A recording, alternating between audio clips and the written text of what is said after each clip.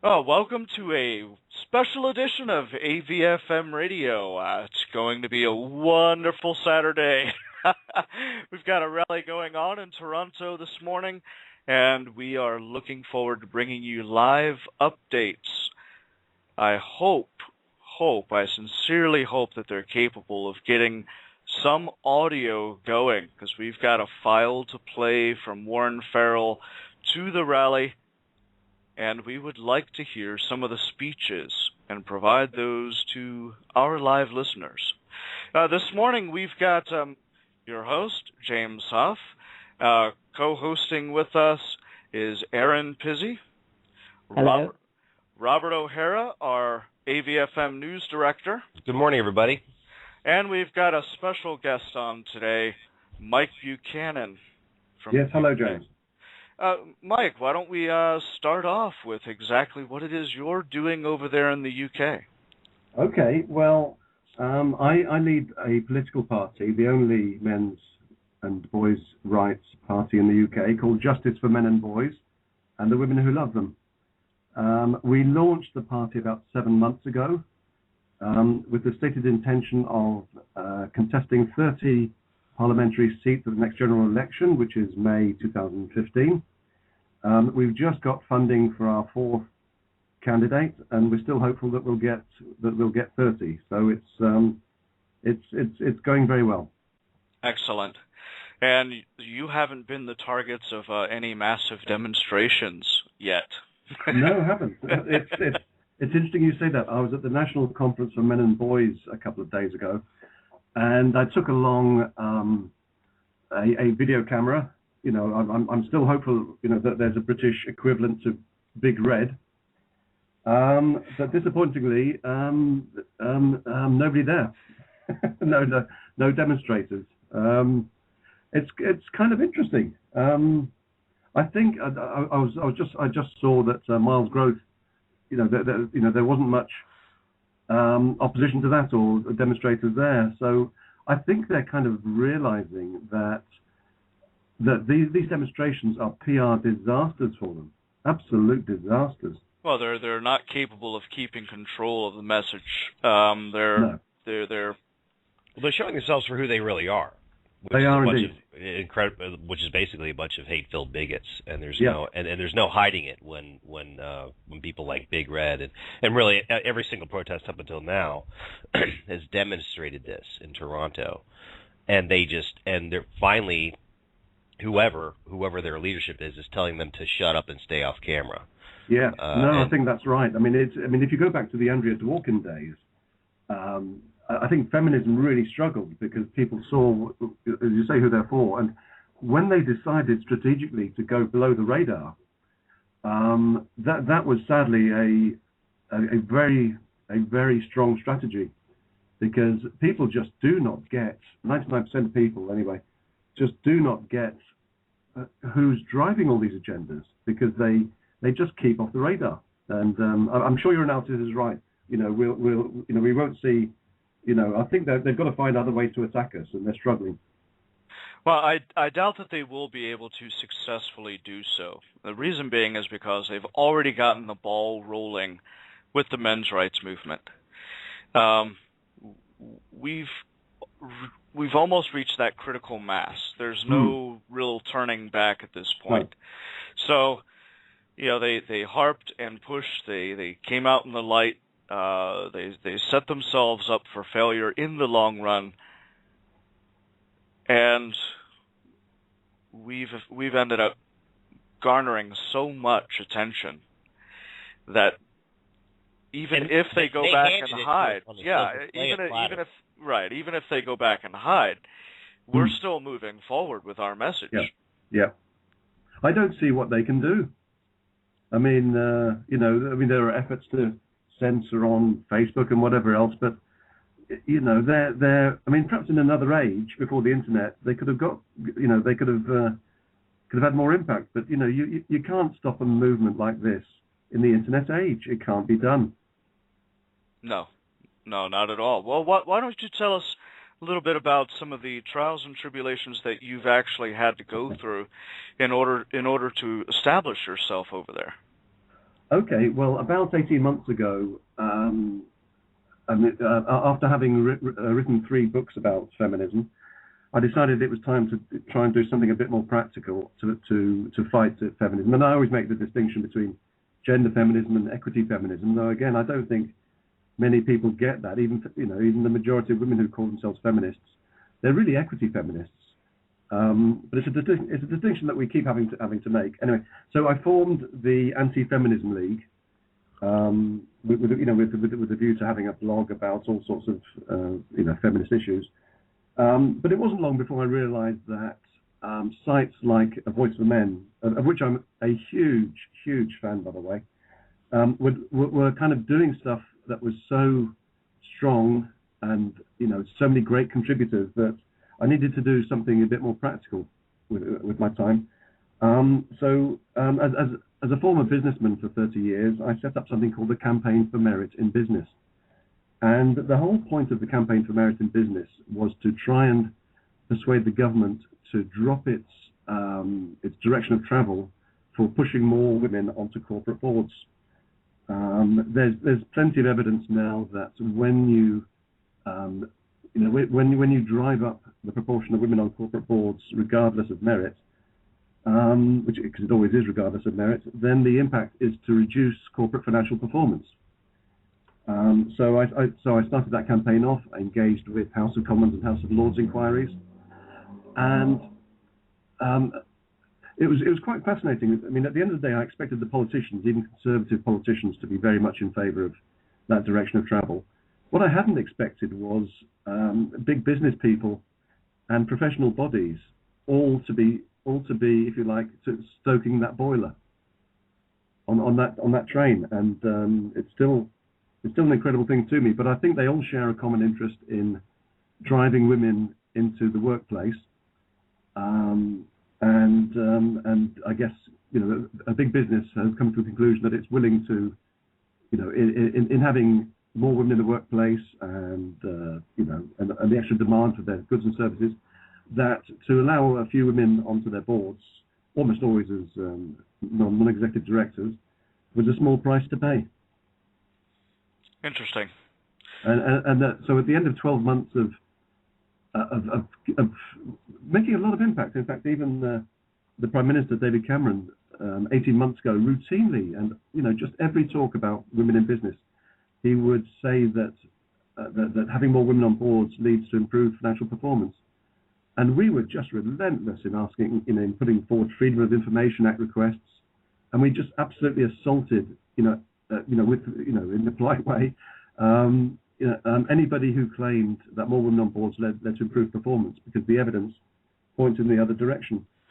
Well, it's got to be entirely merit based, and yeah. as long as you're simply choosing somebody for whatever external features they might happen to have, you're not guaranteed to have the type of quality personnel needed in leadership positions. No, indeed. But the government put in a threat of gender quotas in 2015 if the FTSE 100 hadn't by that point achieved 25% female representation.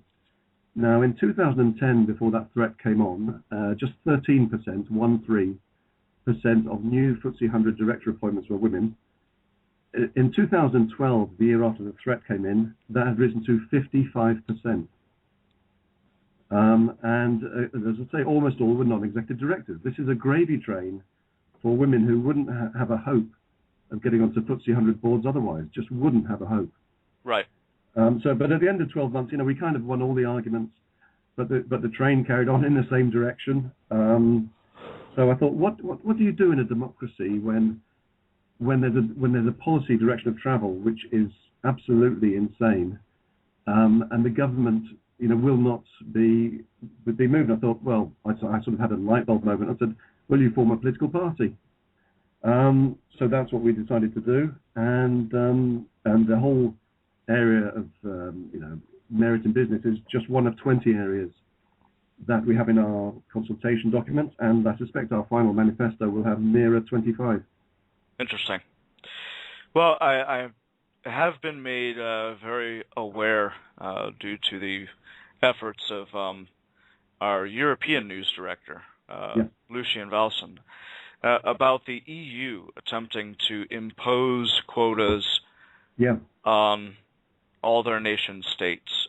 How is the UK just pretty much following right along with that? I mean, is there a lot of support for that in the Parliament? No. There's quite a bit of opposition to that, but the problem is homegrown, because all the 99% of politicians in the UK. So even if the EU didn't exist, that direction of travel would still be there.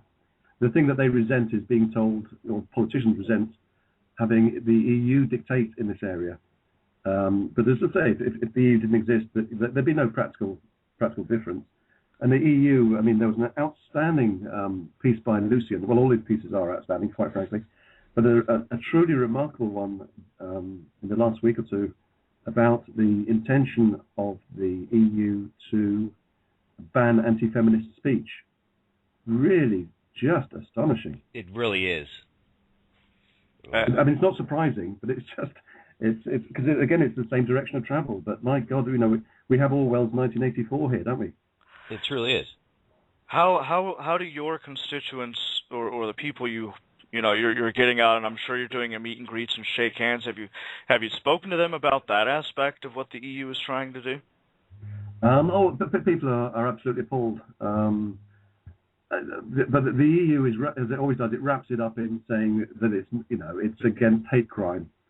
So it wraps in anti-feminism with anti-Semitism. There'll be talk in the background about Anders Breivik, the Norwegian guy who was an anti-feminist. So they're kind of saying they're trying to tar people like me and you guys with the same brush, and it's all very transparent. But there's no I see no opposition to it, and frighteningly no opposition from conservative politicians. They are just doing nothing. Well, I think a lot of them are, even in the U.S. here, a lot of the conservative politicians are, in my mind, afraid to say exactly what it is they think, to actually stand upon the principles that they say define their position. And it seems like the more opposition that they seem to run across, the more they crumble, the more their silence becomes complicity in the problem. Yeah, I mean, we're about to have a cabinet reshuffle, and it's been widely trailed that David Cameron is going to increase the proportion of women in his cabinet. I've got to say that the existing ones aren't exactly terrific, but this is 18 months from a general election, so it'll play well with with the feminist lobbies. Right. But when you actually do the analysis, compared to the number of MPs in the party, women are already overrepresented in the cabinet. But no newspaper will cover that. It's really extraordinary. I mean, there's just media silence on such issues. Well, I'm curious about those numbers. If you wouldn't mind going into them, of how the women are overrepresented in the cabinet. Okay, women form. I don't have the exact numbers to hand, but women form a certain proportion of the MPs in the Conservative Party, and the proportion of women in the cabinet is already higher than that proportion. So, if you like, there's already been positive discrimination for women, and this is what Cameron wants to do as a feminist prime minister: is to just increase that overrepresentation yet further. There is no downside to a politician in favouring women in that way. It's one of the key reasons that we formed the party, because we want there to be a downside. And I guess the next obvious question: how many of these women actually reached their position through the merit of, through their merits rather than just for the fact that they're women? I'd say not many. I mean, there's an odd echo here of women who get to the top of FTSE 100 companies. and other major companies. Proportion. I mean, of course, some of them are successful, but the failure rate of both FTSE 100 female chief executives and female cabinet ministers is considerably higher than that of their male counterparts. And you see people appointed to some women appointed to quite senior positions when it would be utterly inconceivable that a man with so little experience and competence could possibly have got there. They really are struggling to find, competent women. That's the reality of it. I mean, if there were a whole bunch of very competent women, Cameron would have them in the cabinet already. Right. So a lot of the people that you deal with on a regular basis I imagine, are pretty informed business owners, entrepreneurs, things of that nature. What about your average? Sorry, I've got to say no. I mean, the astonishing thing is that the business community just has not engaged. Really? Just has not. It has no interest in this. Even FTSE 100 companies, there's a threat of gender quotas, and they simply will not engage. In fact, there's an organisation called the 30% Club, which campaigns to drive up the proportion of women on boards. And about a third of FTSE 100 chairmen are members of that. I mean, they're in the driving seat. I'm not aware of a single executive in the FTSE 100 who has made a public statement complaining about this direction of travel. I'm just curious as to how they cannot see that providing the best leadership rather than a gender quota on their boards would do better for them business-wise. I think it goes back to, say, part of the whole package of the FTSE 100 wants women, the business community generally, should we say, wants women out of the home and working, because it depresses wage and salary levels across the economy and provides extra demand. Well, and some of them also are retailers, and you can bet your bottom dollar that if you run a retailer, you'd be really concerned about the feminists making a big fuss about the absence of women on your board. The feminists would really go to town, and you actually find it's interesting if you look at some sectors. It's the retail sector, in particular, has I think I'm right in saying has the highest proportion of female directors. But if you go into resource industries, mining and so oil and so on, there are very few or even no women there. Mm-hmm. But even those organisations will not engage with us. It's quite extraordinary. So after 12 months, I thought, well, hang on. I'm actually, I'm not earning any income from this. I'm trying to introduce meritocracy in the appointment of directors on FTSE 100 companies, and the FTSE 100 has no interest in that. It's beyond parody. Wow. Well, I know that Robert O'Hara has. Oh, hold on just a moment here. Looks like we've got somebody from the rally. I recognize this number. I'm going to go ahead and bring them on. Good morning, good afternoon, good evening, wherever you are. This is Dean calling you from Toronto. How are you? Dean, hello, good morning. Hi, Dean. Good morning, Erin. So good to hear your voice. And yours. Thanks to we've had all kinds of trouble getting phone reception out of here in Toronto into the States where we have to dial. But thanks to a gift from August Levenskold last night, he's put enough money on my phone, I can actually afford to call you all out and say hello this morning. And I'm actually going to go ahead and leave the line open while we're here. Great. Oh, that's wonderful. Can you tell us what's happening right now, Dean? Why doesn't Paul tell you what's happening right now? Okay, Talk great. to the guys on the radio. I don't know. I don't know. Thanks a lot. Hey, guys. Hey, Paul, how Hello, are you? Oh, we're on the radio now. Yes, you're on the radio now. Yeah. Yes. Okay. Well, apologies. There is a little bit of a late start going here. There's some issues with power that they're trying to get resolved. They're working on it now. People are showing up. We're getting a lot of things working right now, but it's a little bit busy, a little bit hectic. That's to be expected, I'm sure. But this is a first, so I'm sure that you guys will standardize the operation for future rallies.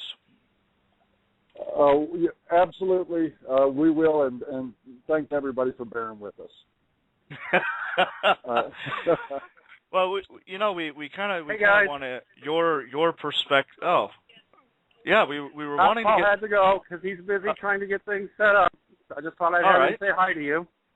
Well, okay. give us a little bit of perspective about the actual lecture last night. About the lecture last night.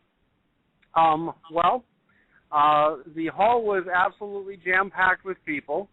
As I think I mentioned last night, it was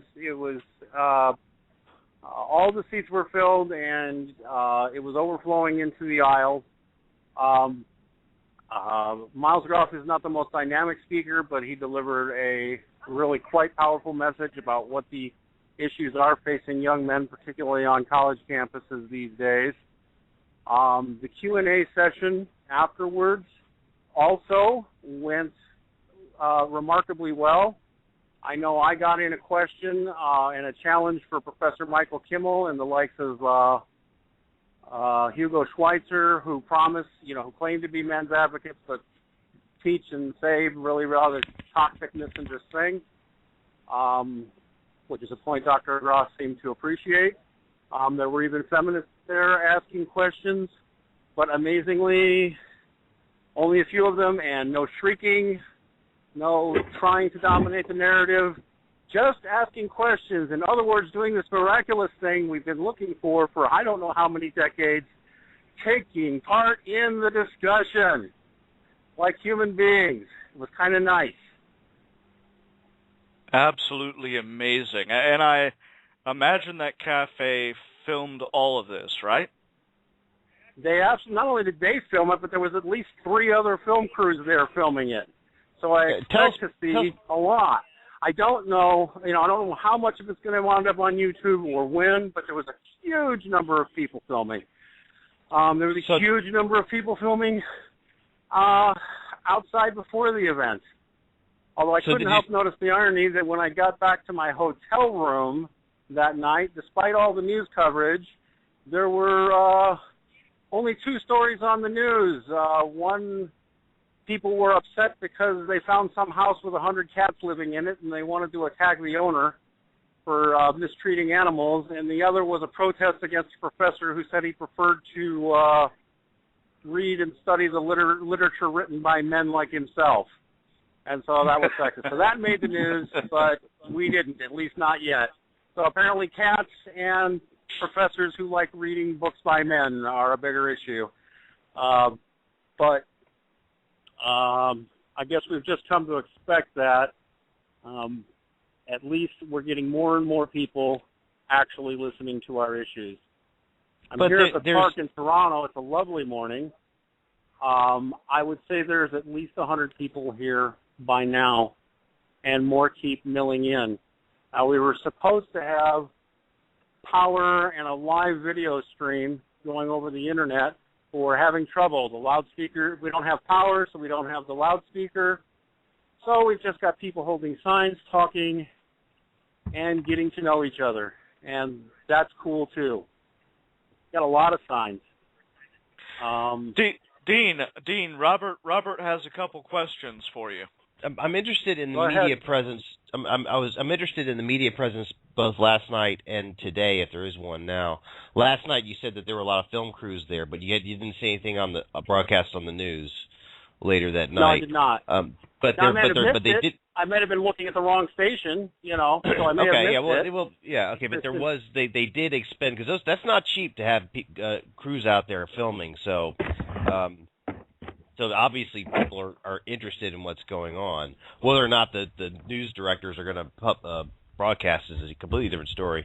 But is there anybody there right now? Is there any news crews out there right now?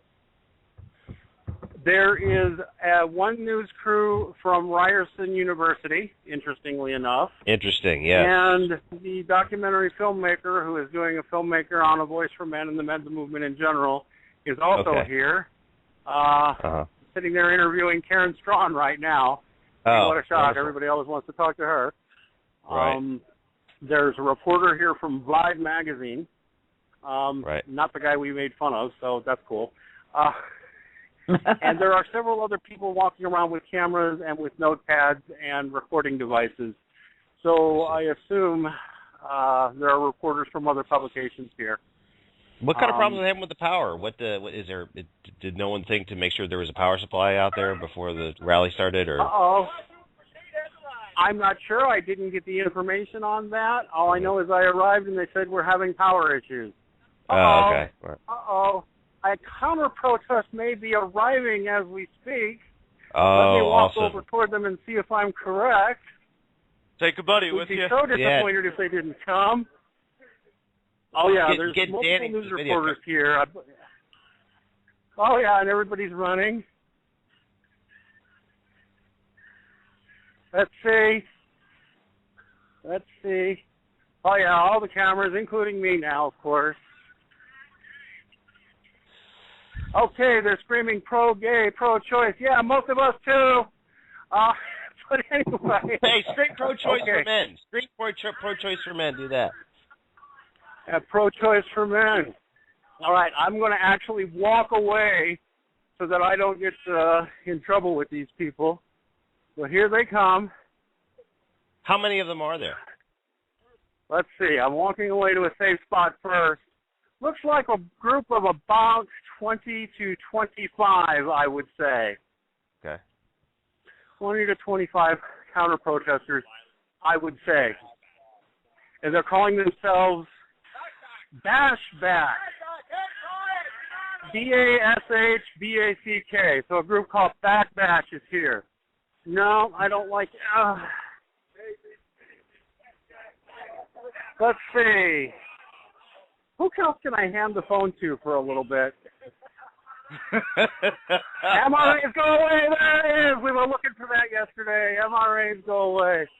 My favorite. No. I wouldn't even bother engaging them, Dean.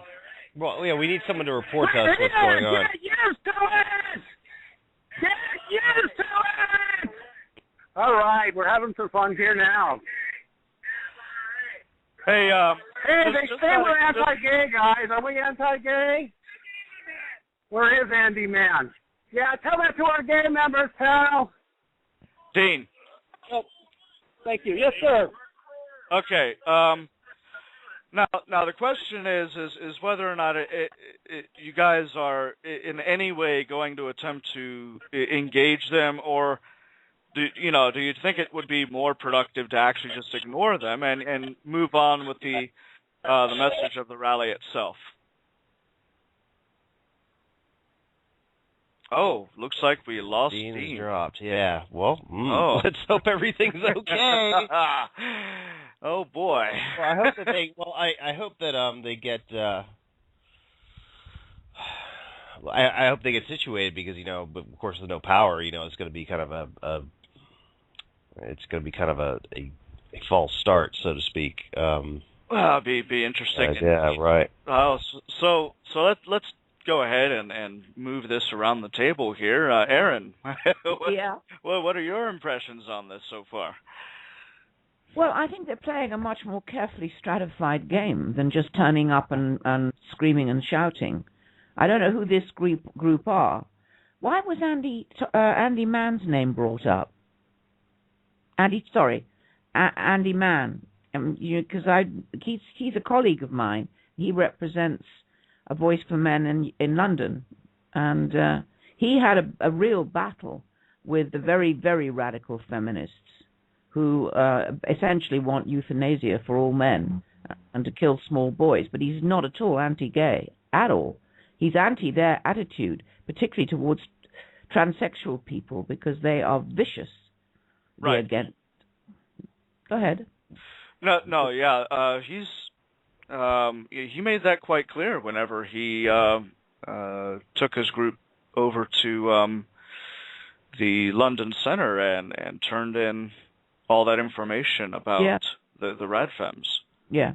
I just want to make that clear because nobody in A Voice for Men as anti-gay. Absolutely nobody that I know, anyway. The charge of homophobia is a favorite tool by these people it's basically a smear is all it is, and it's overused now. By this point, people know, and people are going to know now just how foolish these people are. But it's one of these overused smears that these people use to try to derail a conversation and try to make us look like a bunch of a bunch of losers or a bunch of homophobes or a bunch of hateful people, and actually we're not. They're the ones who are hateful people. Yeah, you know what I think is so strong as well? I mean, it never in the history of but I've been working on this anti-feminist battle for the last 40 years. I have never seen a group of men get together and determinedly stand up and fight back. I mean, I think this is truly historic.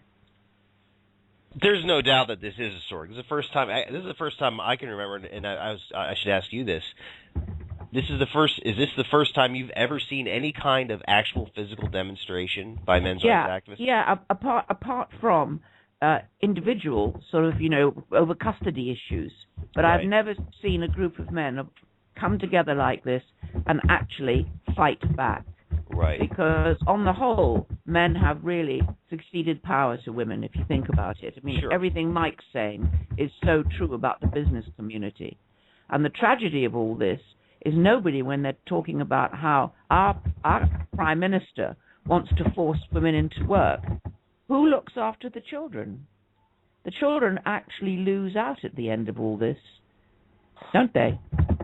Sure. Okay, hold on, folks. We've got both Dean Esme and Pine Tree, and I believe Pine Tree is there at the rally. I'm going to bring them on both at the same time. Pine Tree does have a low battery. Hello, Pine Tree is here. I don't see him. Yeah, can you guys hear me? Yes, I can hear you. Oh, wonderful, wonderful. Yeah. So I am at the rally, and it kind of started off slow, but a big group of demonstrators have already arrived. So we are basically having, I guess, a little bit of mayhem with the protesters right now. But a couple of us, including me and Dan Perrins and Eric Duckman from Men's Rights Edmonton, went over to the Bashback anti-MRA protest and got in the middle and started chanting with them. That was kind of fun. And then we started asking them where they were getting the anti-gay stuff from. And they couldn't answer me. They just started chanting again. Where are you getting the anti-gay stuff from? Have you talked to any of our gay writers? Have you read our site? And they just started chanting again. Once again, you know what? I'm going to look. They're perfectly peaceful. More than likely, they were gathered by some mastermind and simply busted. Are the police there, James? Are there much police? The police are there, and the police actually asked the group to separate. So, we separated. Okay. Good. Pine Tree, where are you? I don't see you. Pine Tree dropped out. So we're probably going to keep dropping in and out, guys. Sorry, it's just the way the connectivity is out here. Not a problem. I think engagement with these people is probably not really the way to go. They're just going to do what they always do. I would much rather see us stand on the substance of what is being put out with the rally itself. You're probably right. I saw Eric in there, and I thought I'd better not leave him alone. But the police went ahead and asked us to walk away and asked them to walk away, so that's what happened. Good. Okay, good. Good. Let the police do their job. Don't do what they tell you to do. I don't think they're going to ask anybody. That's exactly right. And just Karen, like, you want to say hi to the guys on the radio? Hi. Hello. Hello. Hey, Karen. How are you? Hey, Karen. Lovely to hear you. Oh, hi, Erin. How you doing?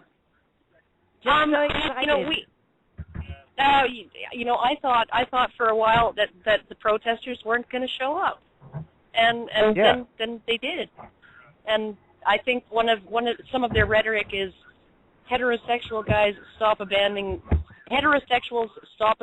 your kids. I don't even know how to respond to that. So, oh yeah, you did actually, because he put his hand on me. Yeah, Paul's in trouble. I'm gonna go report him to the police over there because he actually budged me over on the bench, and that's abusive, and I'm not gonna stand for it. No. But yeah, I just these people, I don't know where. Oh wow, Nick is standing with his men's rights sign, sandwich board, right behind the guy with the bullhorn, right among the group. I cannot wait to see video of this. I cannot. I think he feels invincible with that thing on. It's like Kevlar or something. So. Yeah. Unfortunately, it just makes him unbalanced. Yeah. Well, I don't know. Like when we were walking to the Walk a Mile in her shoes event, and he was wearing it, it flipped up in the wind, and like I almost got brained. So I mean, that thing it can be dangerous, extremely dangerous. That sandwich board. So, but yeah, no, I'm gonna give you guys back to Dean because I'm just mesmerized by these protesters, and I want to listen more.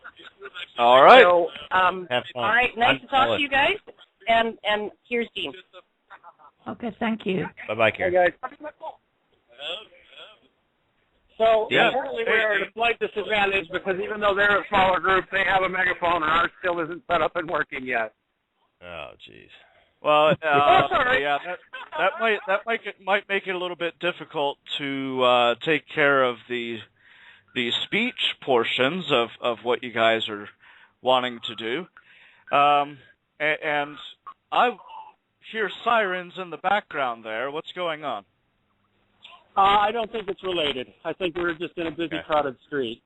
So these bashback people are fascinating. They appear to mostly be identifying as gay because gay feminists. They seem to be identifying as that, which is like, okay. Are they mostly men? I don't quite know how that goes together, but okay. And apparently we are white, privileged, heterosexual. Oh my God, Ed. Yeah, what's wrong with being white and privileged?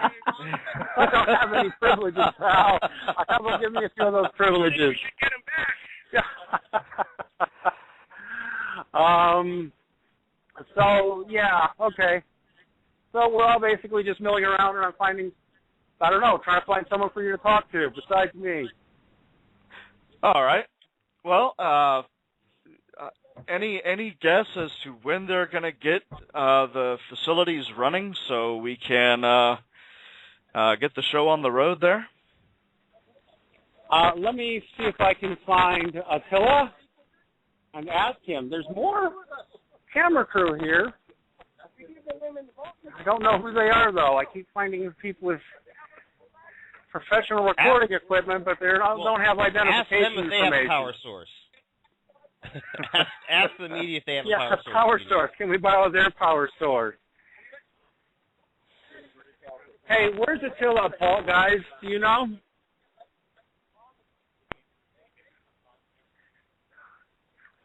We just don't know at this point what the situation is with the... Oh. Yep, we just lost it. They need to get their act together with getting stuff together, or else it's going to be a wash. But it's still fun listening to them. I'm still extremely out there. Just the fact that we're getting all these people in the same place at the same time is amazing. I mean, even if they don't have a megaphone, I just the meet and greet alone, I would love to be there. Actually, so would I. Yes.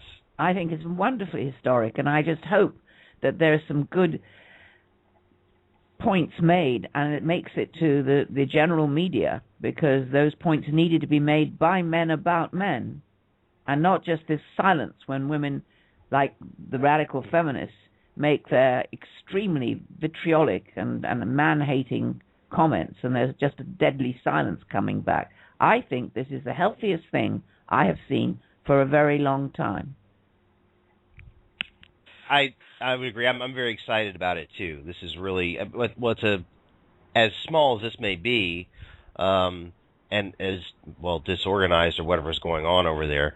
It's still historic. Yeah, but it's a beginning. It's a beginning. Yeah, it's a first. Yeah, and it's a beginning. As other men see men standing up for their rights, it gives them the courage to move forward. Absolutely. It doesn't matter how small it is. It's just so important in terms of men suddenly realizing that there are other men out there that they can join and be compatriots with.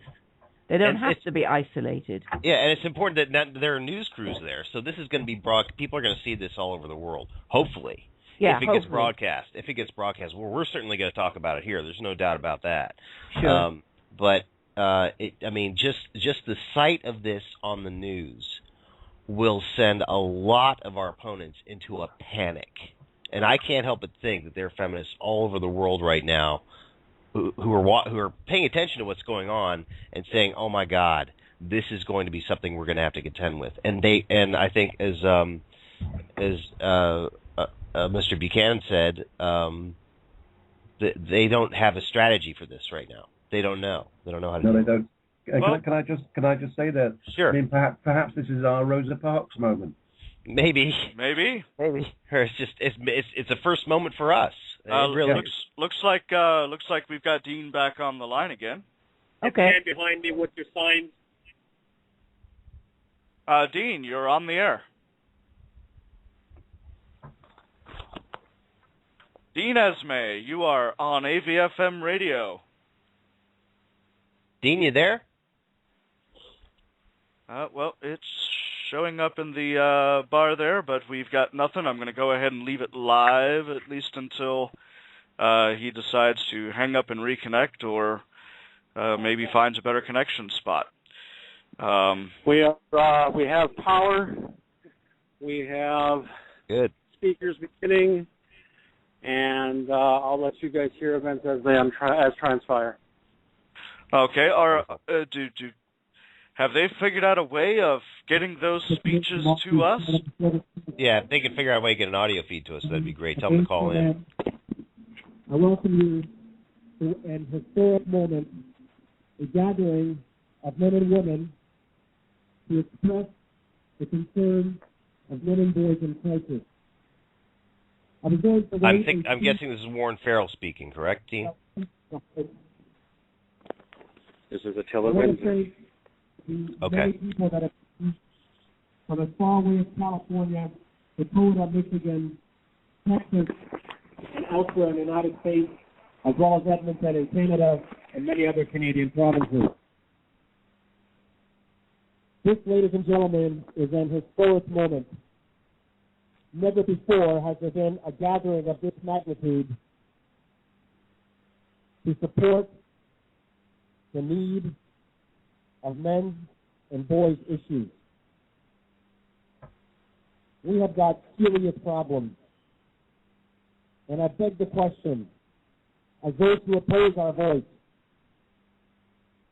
not understanding why.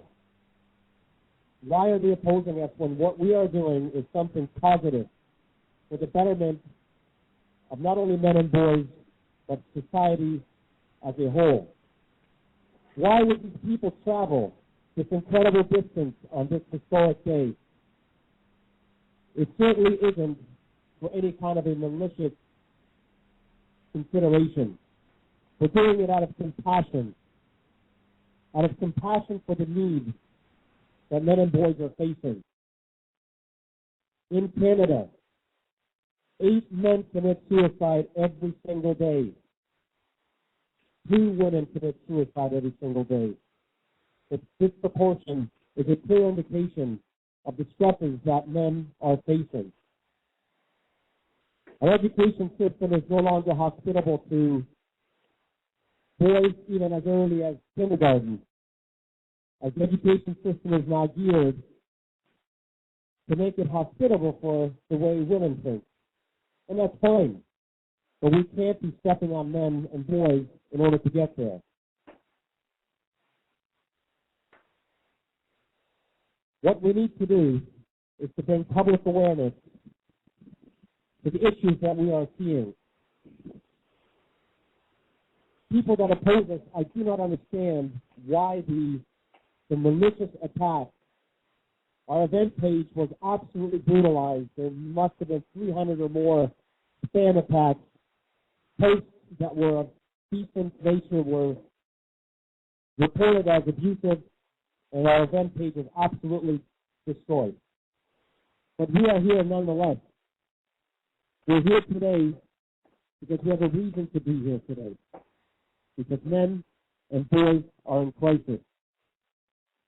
I have been working in this area, advocating for the rights of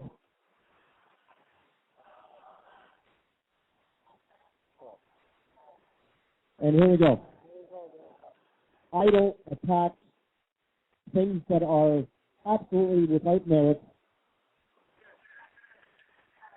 It is just unbelievable that this sort of thing is even going on. Our issues are real. Our concerns are real. I have been looking at what is the problem within our education system, our legal system, for 8 years. And it is crystal clear that the problems for men and boys are real. I would like to turn the microphone over to Paul Elam of A Voice for Men for some words.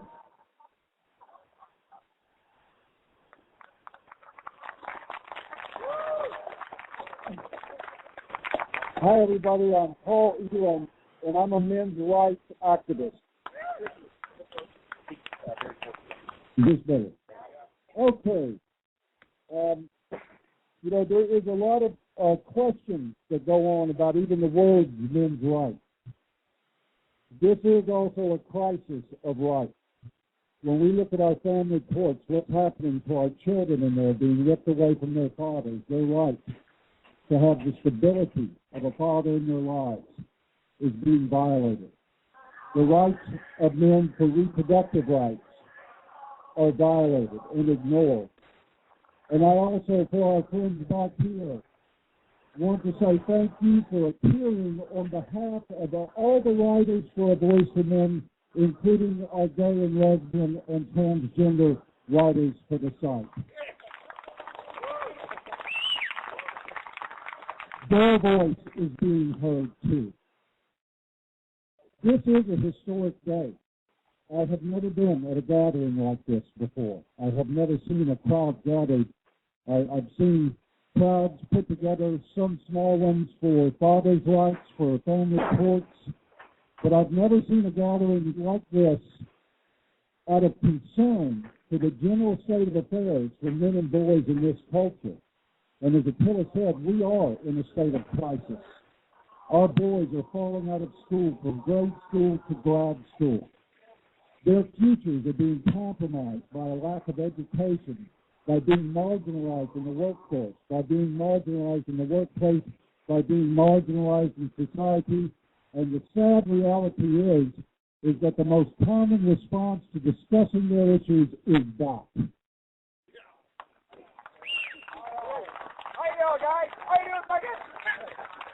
This is why your presence here is so important today.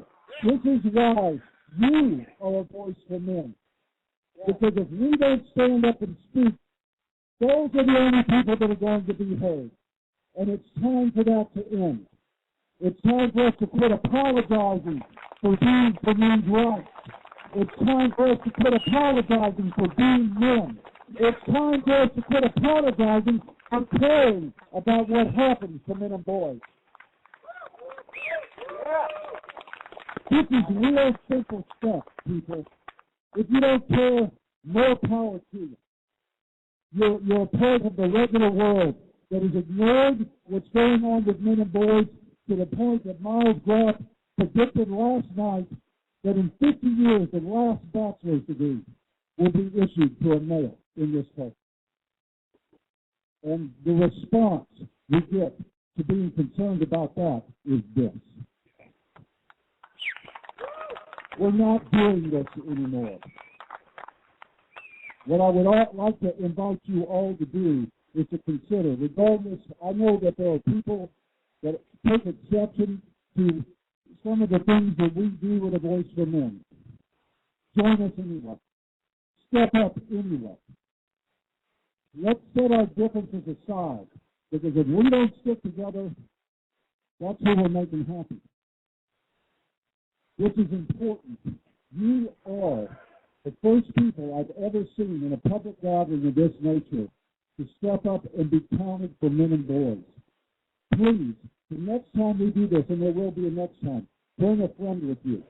Ask your friend to bring a friend. Bring your family members, your children, your fathers, like a prayer house. I didn't prepare a speech today either. I didn't even think about it. I knew what I had to say was simple and to the point. Stand up. The men matter.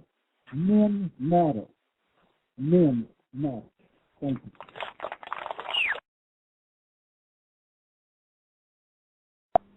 Wow. We have just witnessed an historic moment. We have witnessed a very, very important moment in history. This is definitely going to be a seminal moment. It's going to be a watershed moment for our movement. There's no doubt about it. It's like Erin says, very humble. It's very very simple, but it's there, and this is going to mean big things in the future. My concern, can you hear me? Beautifully. Yes. Okay, my concern is now that they will move from the streets, they will withdraw and hide, and the work that they've been doing very quietly, which, as you said, Mike, creating a situation where anybody talking against feminism are actually guilty of hate crime. Now, they've already got proposals which have been or about to be ratified by Sweden, Norway, well, anywhere where they're already very much socialist, feminist governments anyway. And then the next it'll go to the UN. It'll be pushed through by people like Hillary Clinton. And one of the things that is so frightening about all this, so now they've had 40 years to put themselves into positions of power. They're global in a way that the men's movement is not nearly. We have to make sure they cannot put us in a situation that anybody criticizes them is then guilty of a criminal offense, because then most men won't dare because they'd lose their jobs.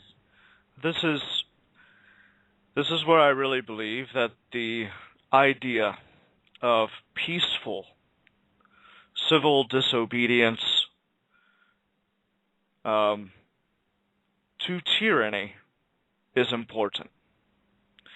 If and we could be 2 or 3 years off, knowing how the EU works, if this type of proposal actually goes through, then we will have to cross that bridge when we get there, and more than likely, the only way is going to be peaceful civil disobedience.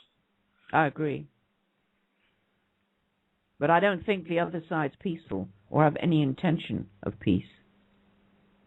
They're highly, highly organized, and they're global, and they're in a lot of other countries. Well, one thing's for sure, they certainly do not have any intention of respecting constitutional rights or the right to privacy or freedom of speech or anything like that. They've been demonstrated over and over and over again their contempt for these concepts.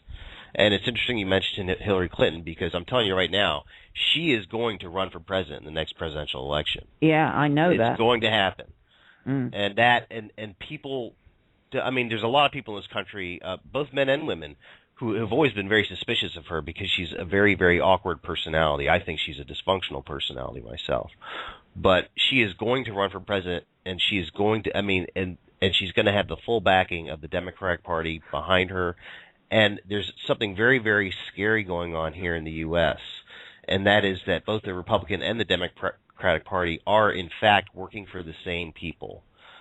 We have, in this country, and this sounds like a paranoid rant, but it's not, there is a group of very wealthy bankers who have basically taken over our political process, and they've supported over and over again these initiatives for the NSA to, the Republican Party. They were the people who were the architects of the NSA's plan to be able to catalog every single communique that people do email and whatever. And now we're going to have Hillary Clinton running for president. What do you think is going to happen? This is a woman who has for 40 years been a diehard feminist, and she's tried to conceal it. She's tried to hide it on several occasions. People are smarter than that. But the thing is the American people can't be complacent, and they need to be fully aware of what that would mean unless the full extent of what these people are about is exposed. And I promise you, regardless of whether she gets in office or not, it's still going to end up being business as usual. Absolutely. Well, I think this is going to be the difference. You have huge. It's a billionaire business, feminism. It's been, the taxpayers have been pouring money into feminism around the world, and at this precise moment, and I don't know if you agree with me, Mike, there's no money in the men's movement. There's no resources for men. Nothing from the ground to where a man can die because he can't get into any sort of a refuge, to where men can't even afford to get together because they can't afford a hall. In a sense, we're now just seeing the men's movement like a very small child beginning to try to grow, and you've got other men against you. That's my problem, as you said, Mike. Where is the businessmen standing up and saying, we don't want second-rate women being parachuted into our businesses? They're not. No, you're absolutely right. But, I mean, one of the things that surprised us, Erin, was that my campaigns had a few donations prior to us forming the party. But as soon as we formed the party and we had a pretty easy to understand strategy, money started to come in, and it didn't come in from people with who had much to spare. We had a donation of a week's wages from a guy on the minimum wage. And we've had, we've even had donations of £1, but we had £100 from a student the other day. We've now financed 4 candidates, and the last campaign for £1,000 was for 30 days, and we got there, I think in about 25 or 24, and it is definitely snowballing. It is definitely snowballing. People kind of get it. Well, that's excellent. There has to be some money. There has to be some money here. Without money, we're powerless. I think that's true. I'd like to remind listeners we are AVfM is in the middle of our fundraising drive, fall fundraising drive, and I don't want to speak just on behalf of AVfM. Any men's rights organization needs your money. The National Coalition for Men here in the U.S., A Voice for Men London needs your money. Fathers and Families, they need your money. A Voice for Male Students, they need your money. We need money to get this thing started, and no one likes asking for money, but we got to. Please, we're breaking serious ground here. We need money. I totally agree, and it's the reason that I'm personally a donor to A Voice for Men. I think it's possibly the most important resource in the men's human rights movement globally. I'm just a huge fan, I don't know what more I can say really. I think you've absolutely got the finger on the pulse of what needs to be done. I'm a firm believer in individuals taking responsibility within their own communities. I've been talking to people for almost 2 years now about actual boots on the ground in your neighborhood, doing what you can. Just take over a block, one block, the block that you live on, and walk around and get to know people and start putting out the message. Spend $10, $15 yourself to pull out pamphlets or advertisements for various men's rights sites and put them in mailboxes or hand them out to people. You don't have to wear a sandwich board like Nick does, but I mean it's these tiny things cumulatively that add up. And for every negative response you get, you'll probably get 3 or 4 completely neutral responses, and the rest, it gets the gears turning inside their head. Yeah, a lot of this stuff is very new to people because at the end of the day, I mean, in the UK at least, there hasn't been, as far as I'm aware, so much as one article in a mainstream newspaper or periodical in 30 years critiquing gender feminism. Do you think, Mike, in my experience, it's because majority of women who are left to cover this sort of thing, women journalists, I've found to my cost the majority of them are radical feminists themselves. I totally agree, but we're starting to see. I mean, I don't know if you know, Erin, but there's going to be a BBC Three TV documentary in the new year, and there's a very interesting. I won't name her, but a very interesting female, producer of that. Yeah. And she's really, really smart. Good. Excellent. And she, I suspect the whole tone of the thing might still be pro-feminist, but she's going to give a voice to a number of people, and I'd like to bet that the people watching that, they're going to think, what is an anti-feminist? How could you be against equality? Because I mean that's kind of still where we are, isn't it? Well, yes, this idea, but then the problem with all that is that it was such a Trojan horse, the whole of the women's movement. People thought, because they said it was a movement about women and for women, it was nothing of the sort. It was a Marxist movement. What frightens me most of all is that Cameron, who is our Prime Minister, first thing he did was to praise single parents and talk about fickle fathers. Oh, yes, on Father's Day as well. That's right. And now he is driving women out of their own homes, forcing them into work, and actually destroying our children. In our country, you have to remember Harriet Harman. She has been a man-hater since the day she got her seat in Parliament. She is the one who in 1990 wrote a paper that said, in the future, the family will be women and children. And they have all worked towards this moment. They're almost there. Yeah, no, I totally agree. I don't know if you saw the report in the papers just 2 days ago about some analysis that showed that 200,000 stay-at-home mothers have entered the workplace in the last 2 years. It's shocking. And that's a lot more than entered it in the preceding 15 years, which included 3 Labour administrations. Sorry. It's okay. I was working... Sorry. Okay. Sorry. I was in Santa Fe, New Mexico, and I lived there for something like 6 years. I also had a refuge there. In my area, of all the homes, I was a grandmother at that time with my grandchildren and my family. I was about the only one at home full time because everybody else, all the women on my estate, had all gone out to get jobs, leaving the children coming home, latchkey kids, and then I saw young children, 8, 9, 10, 11, drinking. And then that was becoming a problem because there was nobody at home. Good God. Well, that's going to be the future. Yeah. Nobody home. No hearth, no home. Well, folks, I'm going to break in here. We do have our intrepid adventurer in Toronto calling back in again. Good. Anyhow, thank you so much. That's it for me. And I'm going to hand the mic off to the next person who wants to speak. Thank you, Karen.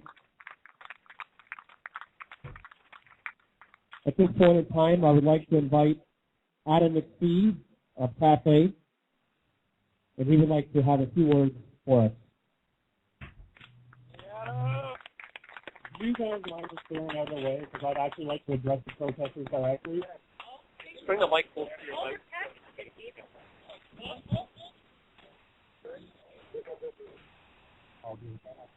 So I have a text here from one of my trans colleagues.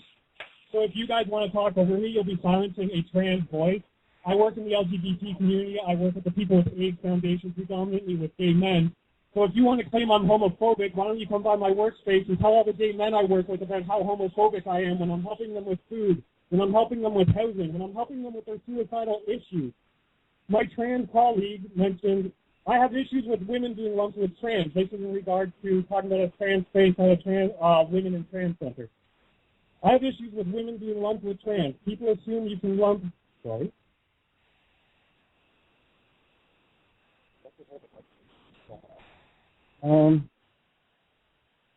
People assume you can lump two marginalized groups together and everything is fine. I can't even count how many women in trans spaces I either don't feel comfortable in as a trans man or just would not choose to go to merely because I'm automatically outed.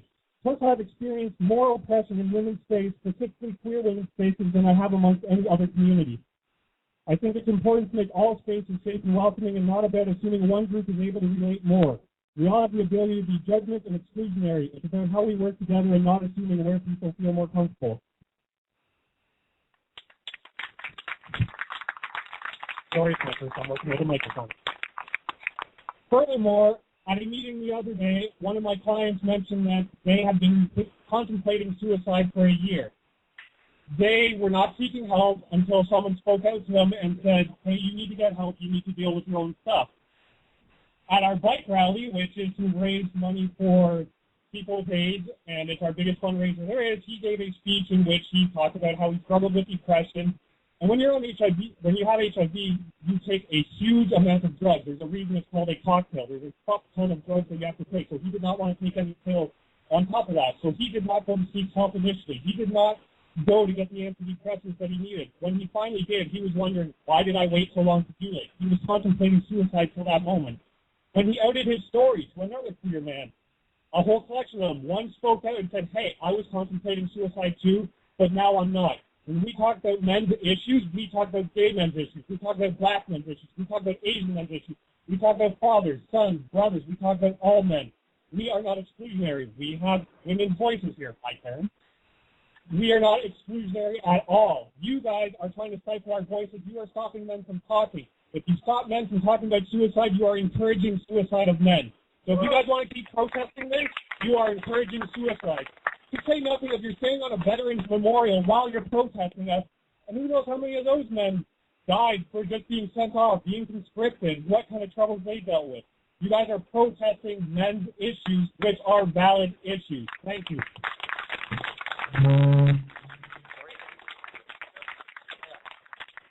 Thank you very much. I'm very thankful that Cafe had a voice here. And as you heard, we are here together. It's a common cause, a common issue. Men and boys includes everyone. And if I could have Tom, is it Golden? Here, Tom. I'll be very, very quick. It does my heart so much good to see what's happening today. And I'll tell you why it does it so much good. I've been a therapist for about 30 years, over 30 years. I work primarily with men in crisis, boys in crisis, and I've learned a lot over the years. One of the first things I learned real early was that a man's pain is taboo. I worked with this fellow whose entire family died in a house fire. And we were talking, and he looked at me. He said, do you really want to hear this? I was shocked. Do you really want to hear this? It taught me a powerful lesson. Man, he did not think that he had a voice. He did not think that others thought he should have a voice. His voice was needed. And many of the other men that I worked with since then, the same thing. There's no place for them to know.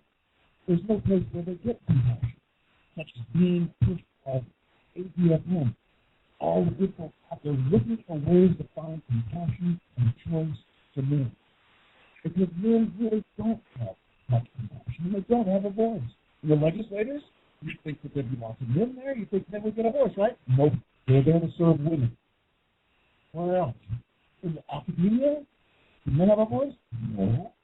Indeed not. They're there to serve women. And family court is another one. What happens there? Men don't have a voice.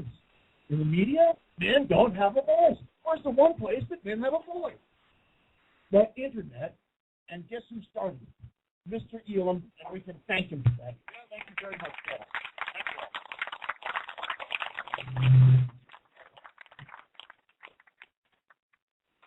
Can we have Dan Perrin? Welcome. Danny boy! How you doing, folks? My name is Dan Perrin from Hamilton, Ontario. I write for Ontario Voice Bank. Try and cover it as much as I can. And I'm an MRA because in 2009, February, when I reported crimes to a desk sergeant in Hamilton that were committed against me by an ex-girlfriend, I was told to suck it up. They don't intend to enforce the law. And I'd just like to say to that police officer, you can suck it up now. I'm talking to him. Thank you, Danny Boy. If we could now have Suzanne.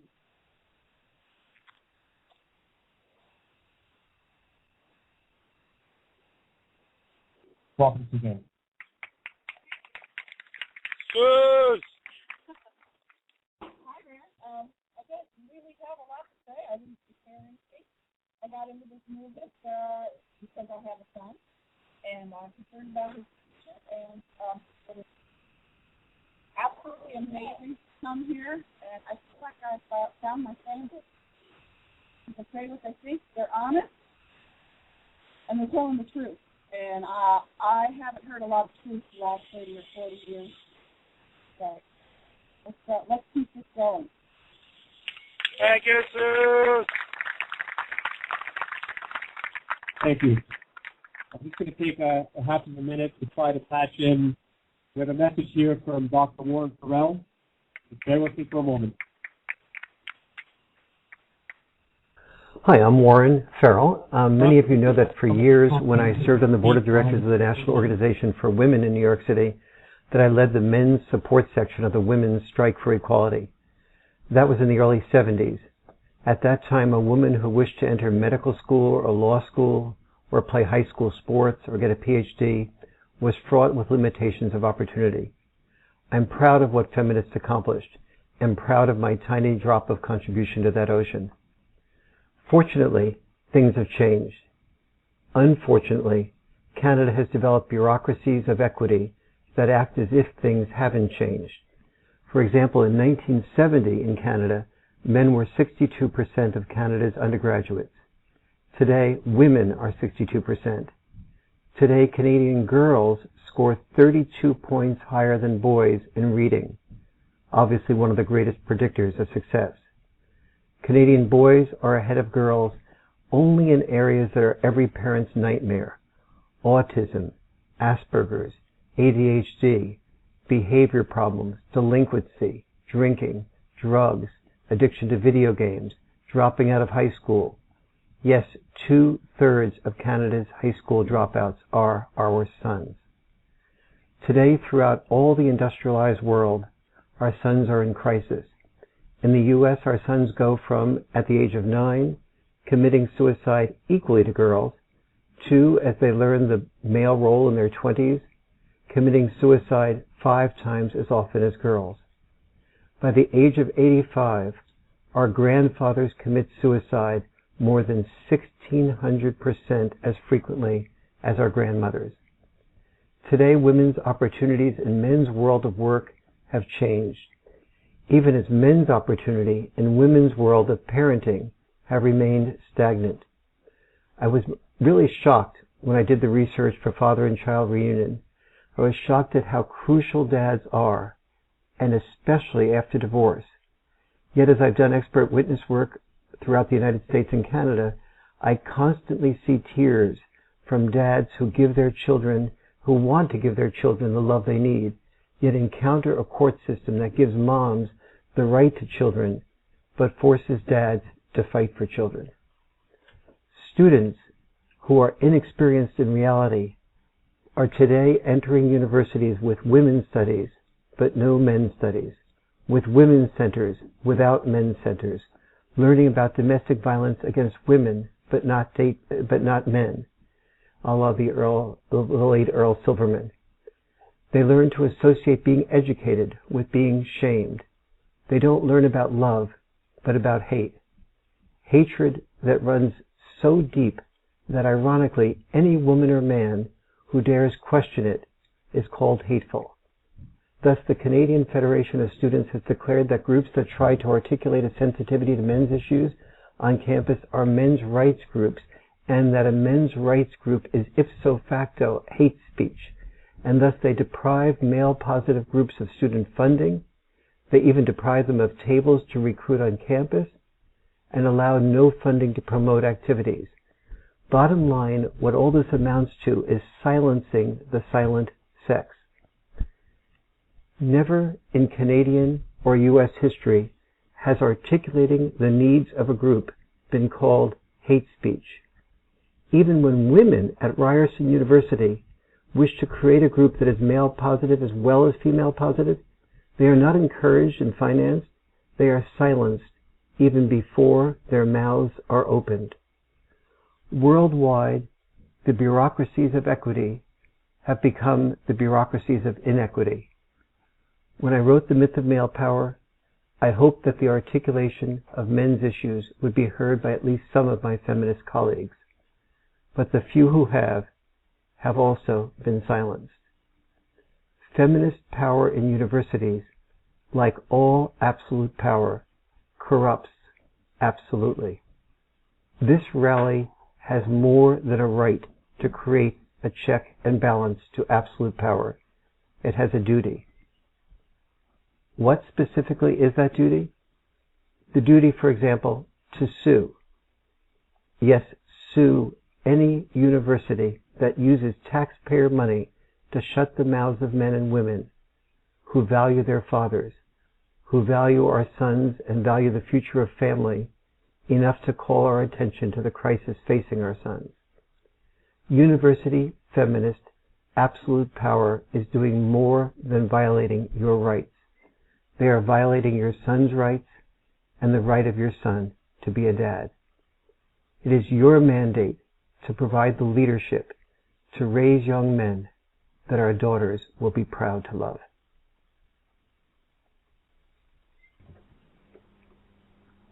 All right, folks, we are back on the air. I don't know if Toronto was able to get the entirety of that. I just talked to Dean. He said that they did listen to his speech, and I told him to call in as soon as it was over. He did say that there was some problems with the counter-protesters. I'm not quite sure what all the details are, but he said he would call back in. So okay. We'll see what happens. Okay. Well, not surprising because Adam pretty well challenged them on the issue of our support for gay men. I'm glad that gets brought up because gay men. This is so true, and I hope, and I try to tell this to all my gay friends. Feminists are not your friends.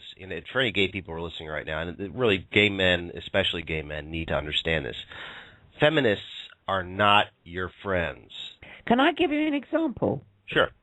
Okay, I was up in the north of England, where I'm a patron to one of the domestic violence forums, and we were talking about the possibility, because there are no refuges for gay men or women, about the fact that it should be perfectly possible for a refuge to open that would specifically deal with the problems of gay people and transsexual people. And it was so interesting because the gay men were very happy with that.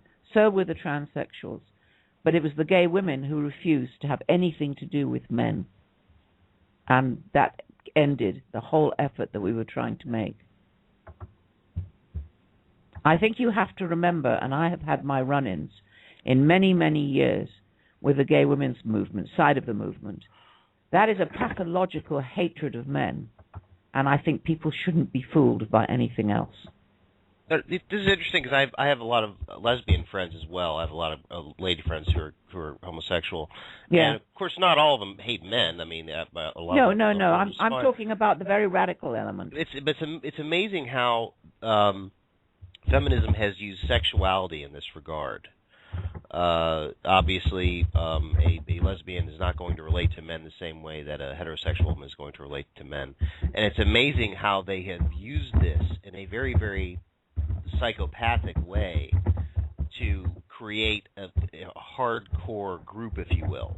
Yeah. And we see this with the RadFem Hub. It's just it's crazy. It's like their sexuality is part of their hate, and that's very, very that's evil. I guess I don't know if there's another way to put that. But they're heavily embedded in most of the universities across the Western world. And when I was in America, there were big communes of radical lesbian women. And in those days, if a woman gave birth to a boy, he had to be given away. Or if she knew she was giving birth to a boy, she had to abort, or she couldn't stay in the communes. These are very powerful women. I mean, they have big positions in society. Oh yeah, well that's what when we exposed the RadFem Hub, we were amazed that these weren't just crazy cat ladies writing articles up in their attic and in their activities. That's right. Yeah. These people were they were influential lawyers, they were influential publishers, they were influential activists. These were people who had very, very strong voices and very influential spots in government and in business. And they were serious. These people were dead serious about what they were talking about. It's you read it and you think it's a joke. It's not a joke. These people really, truly, it's every bit as hateful as the KKK or the Nazis or the skinheads, every bit. And what makes it even more scary is that people don't recognize it for what it is.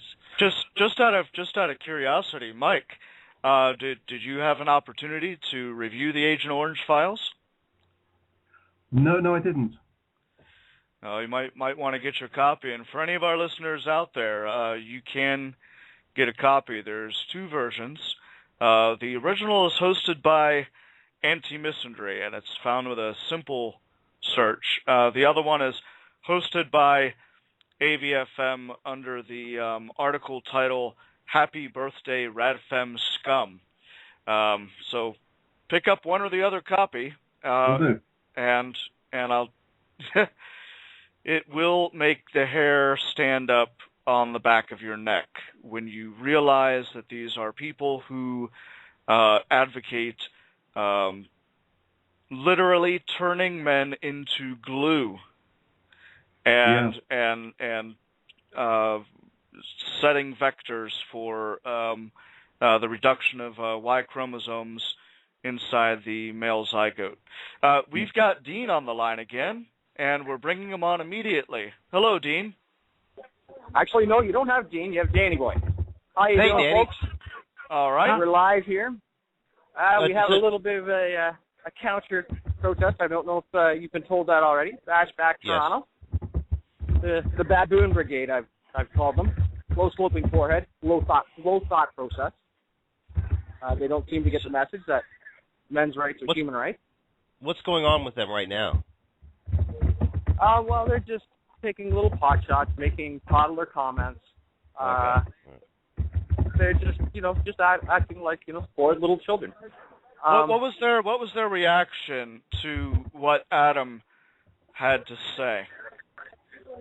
Well, they kind of walked away when that happened, and since they were kind of heading off into a westerly direction, I wanted to help them out a little bit, so I twisted the speakers towards the west, make sure they got the message.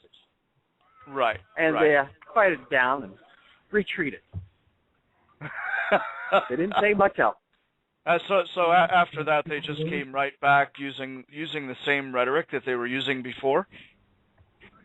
Pretty much, yeah, taking pot shots, lying about things, And I'd like to point out, I don't know if you can hear this, but they're doing actual work on the Parliament buildings here in Toronto. Can you hear that through the radio? No, we can't. Okay, well, it looks like it sounds like they're resurfacing the brick, but they're up at least 50, 60, 70 feet. Those would be part of that 94% of the workplace deaths and casualties that happen. And these are what these baboons are being bigots about, because that's what we talk about.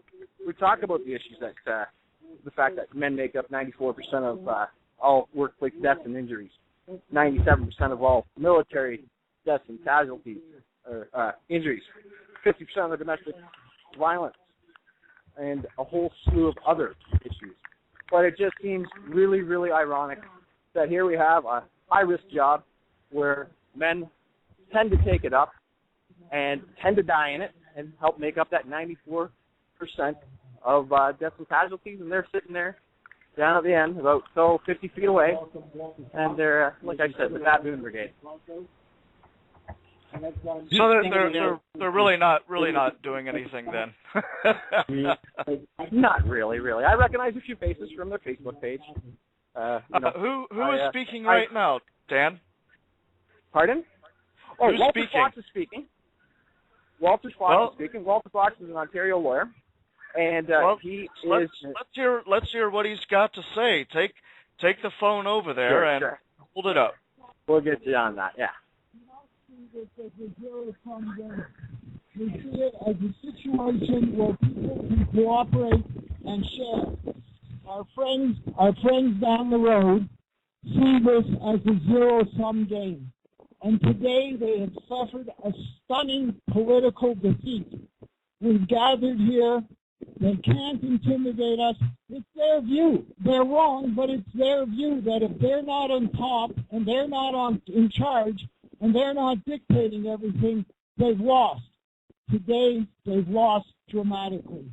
This is the beginning of something new that our friends down the road who are supporters of the hammer and sickle, some of them are probably queers against Israeli apartheid and support the Bashir regime in Syria and will support the Muslim Brotherhood.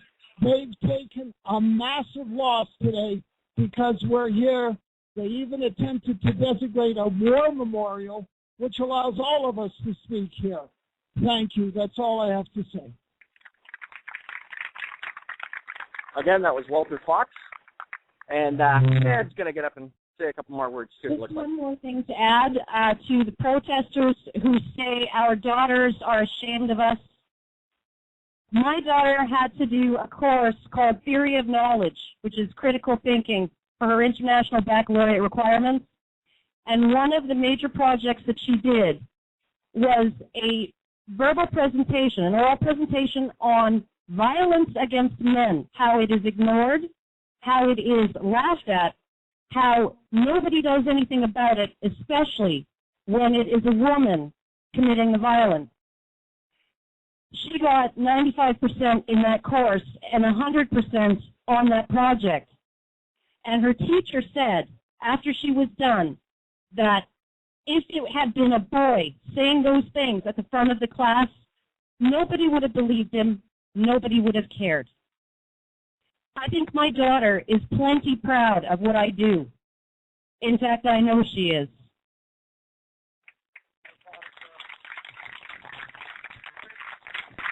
Attila, where'd you go?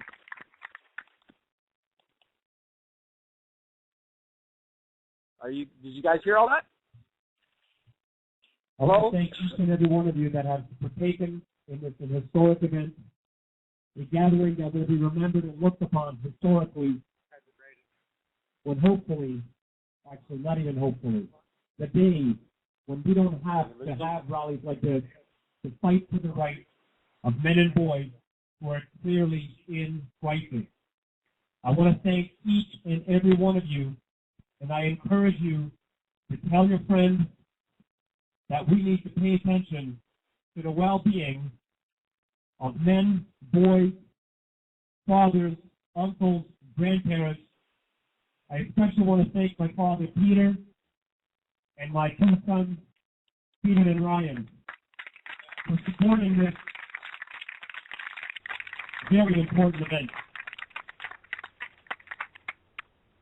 Thank you.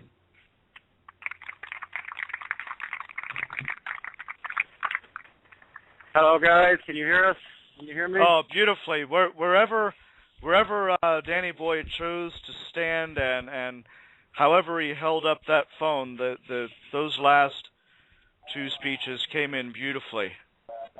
All right. Well, we're learning. This is a first for everybody. This is a first in history, and we're learning how to do it better all the time. The speakers are done. We are taking the speakers down, and now the crowd is milling around. I have to say something. I have to say that the quality of the speakers was quite good. They said the right thing. Everybody said the right things. Everybody was very articulate. and it really was a show of speaking excellence, I think, on everyone's part. I think everyone did a great job. Yeah, I agree with that. Yeah, I must agree. say, Warren Everybody Farrell's has done a great speech. job. Go ahead, Erin. Warren Farrell's speech brought me out in goosebumps because I know that this show is actually put into archives. I think that is one of the best speeches I've heard on behalf of men and boys ever. You know, there were a lot of people at that bashback group who were screaming that our daughters should be ashamed of should be ashamed of us. I don't know if you heard what Karen Strawn said in response to that about her daughter, but it was quite moving. Yes, I did. We heard it loud and clear. Loud and clear. I think absolutely the opposite happens. I think when the daughters grow up, they'll be so ashamed of those mothers that are out there screaming. So, I'm not sure what to tell anybody right now about what's going to happen next, if we're just going to keep talking or what. I'm seeing a shocking number of people here showing up with T-shirts about men's rights. Hang on just a minute, please. I really want to.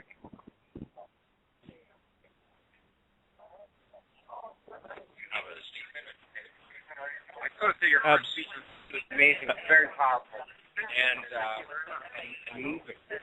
It was excellent. Thank you very much. I appreciate it. And that was Dean, folks. Dean Esme. He's our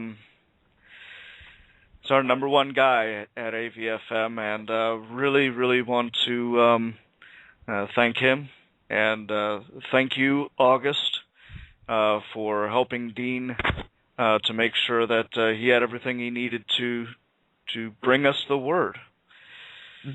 Hopefully, we'll hear back from him. We are going to be staying on the air for a while longer. But for now, I think we need a moment of reflection. And we're going to do that with a short music break.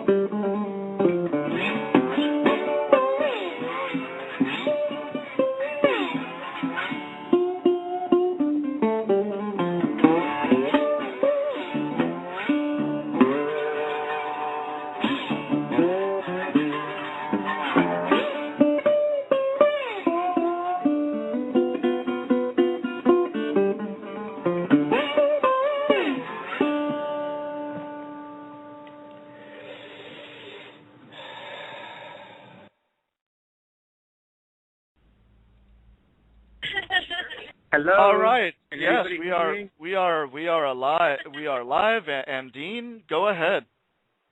Well, actually, I'm just milling about the crowd and seeing what people have to say. And I just met somebody here called 3rd of October, and she wants to say hello to Erin. Well, unfortunately, Erin just left us during the music break. That's all right. That's all right.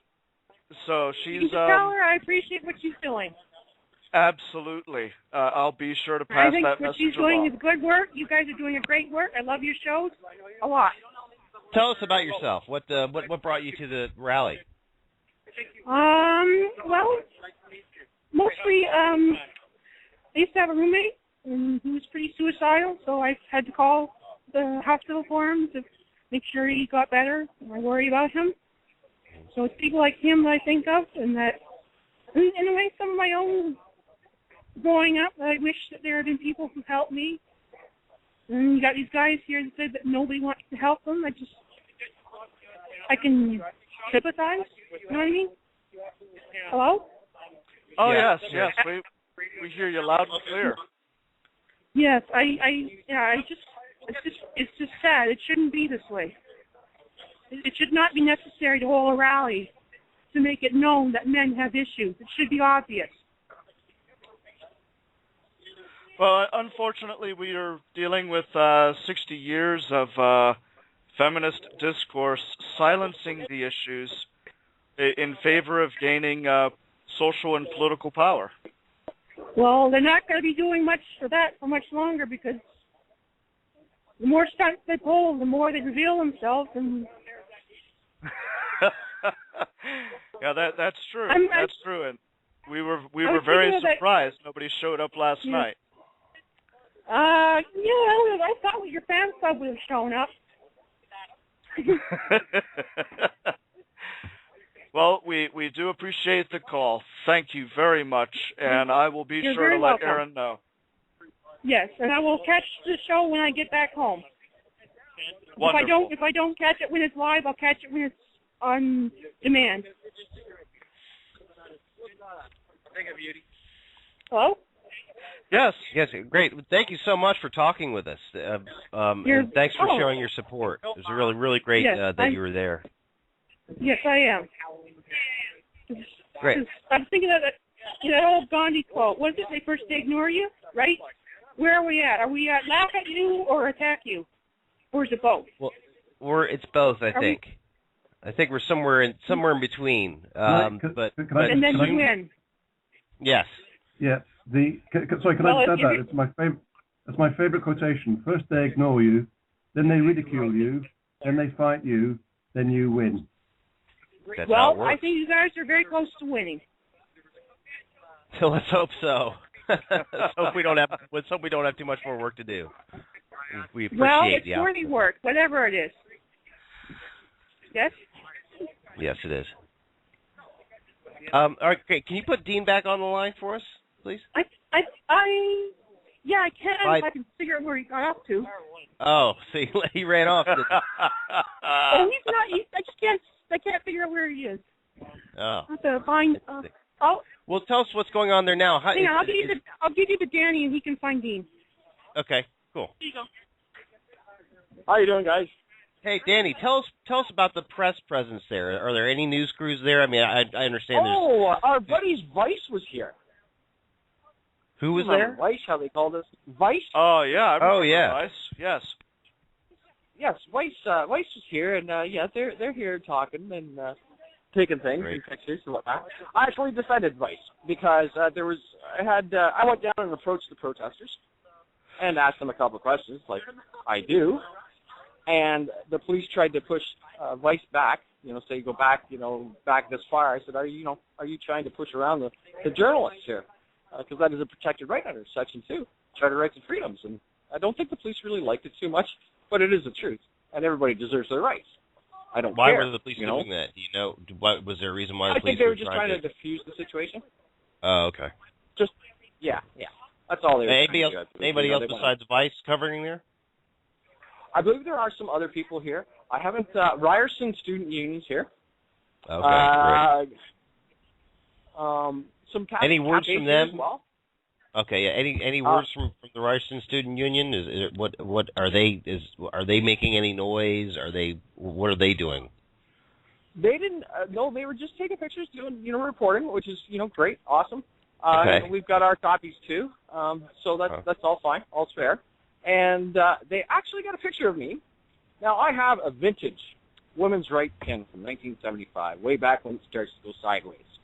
And I believe in women's rights, the right to be treated equally and held responsible equally.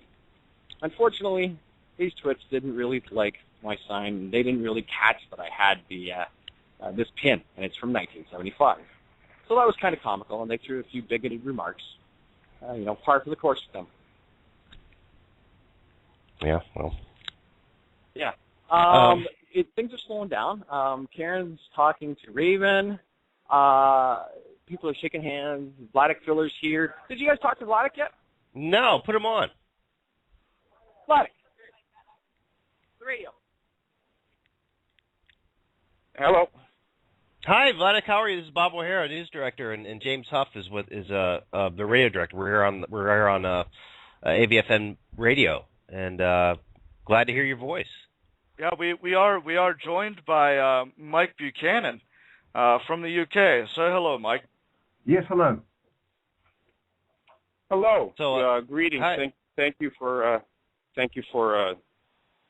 inviting me to come and show my support for call for compassion for boys and men, and I'm very happy to be here. Great. Well, did you have a good time? I mean, how have you been there for a couple of days now, or? We came up here yesterday. We just came up here yesterday. Late afternoon, and we came here for this event. I made a brief presentation, and we're about to head back to the States.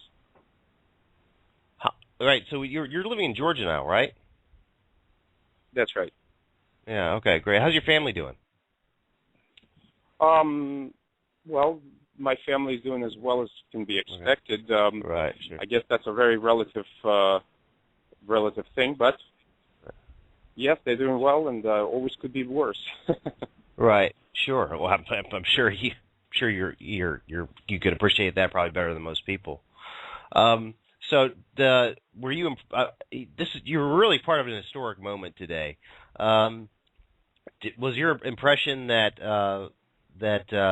other people felt the same way, that this is really a historic moment? Do you think that even the people that our opponents felt the same way, or what was the feeling in the air in that respect?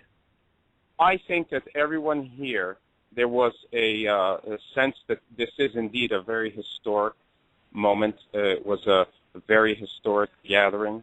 It was an unprecedented gathering from what people have come up and stated, and there's also a lot of there's a lot of positivity. The crowd who came in support of compassion for boys and men is a very peaceful and very well informed crowd, and there was very positive energy here. And of course, there was opposition that showed up and protesting various issues, which I'm not sure how they apply to what this rally was all about. With a megaphone while people were making presentations, they were screaming, that we were here for somehow against the transgender community, and I think I've noticed some people were wearing clothing and some hammering.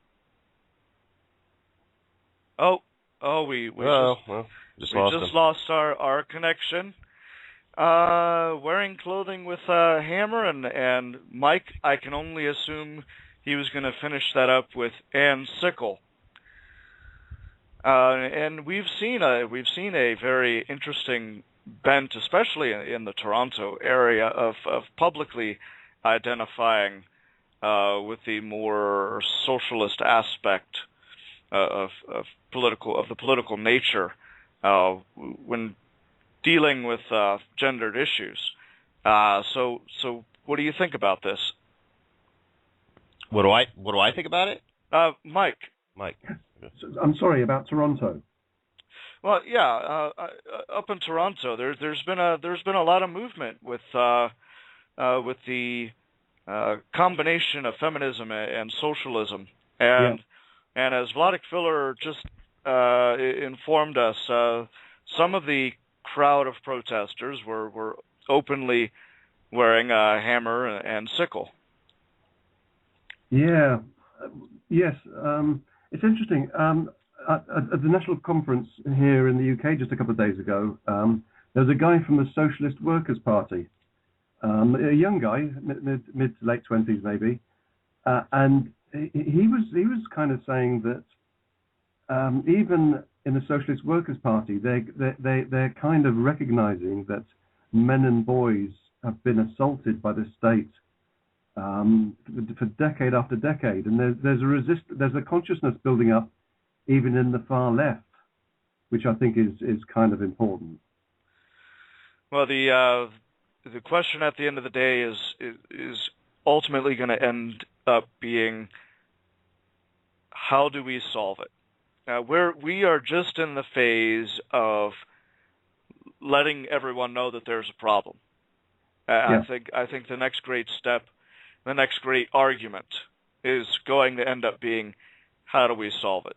Is it going to be through government policy? Is it going to be through grassroots activism? Is it going to be through altering the way children are taught in schools? I mean, we've got a lot of questions that remain unanswered.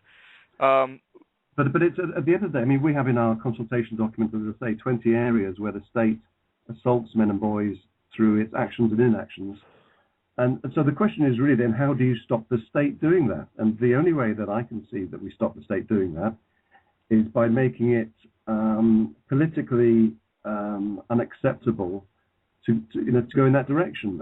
And the way we're trying to do that is by mounting challenges against the marginal seats of the most anti-male party, whoever that is, whichever that is, at the general election, so that they know there is a price to pay for being anti-male, because at the moment there is no price to be paid politically.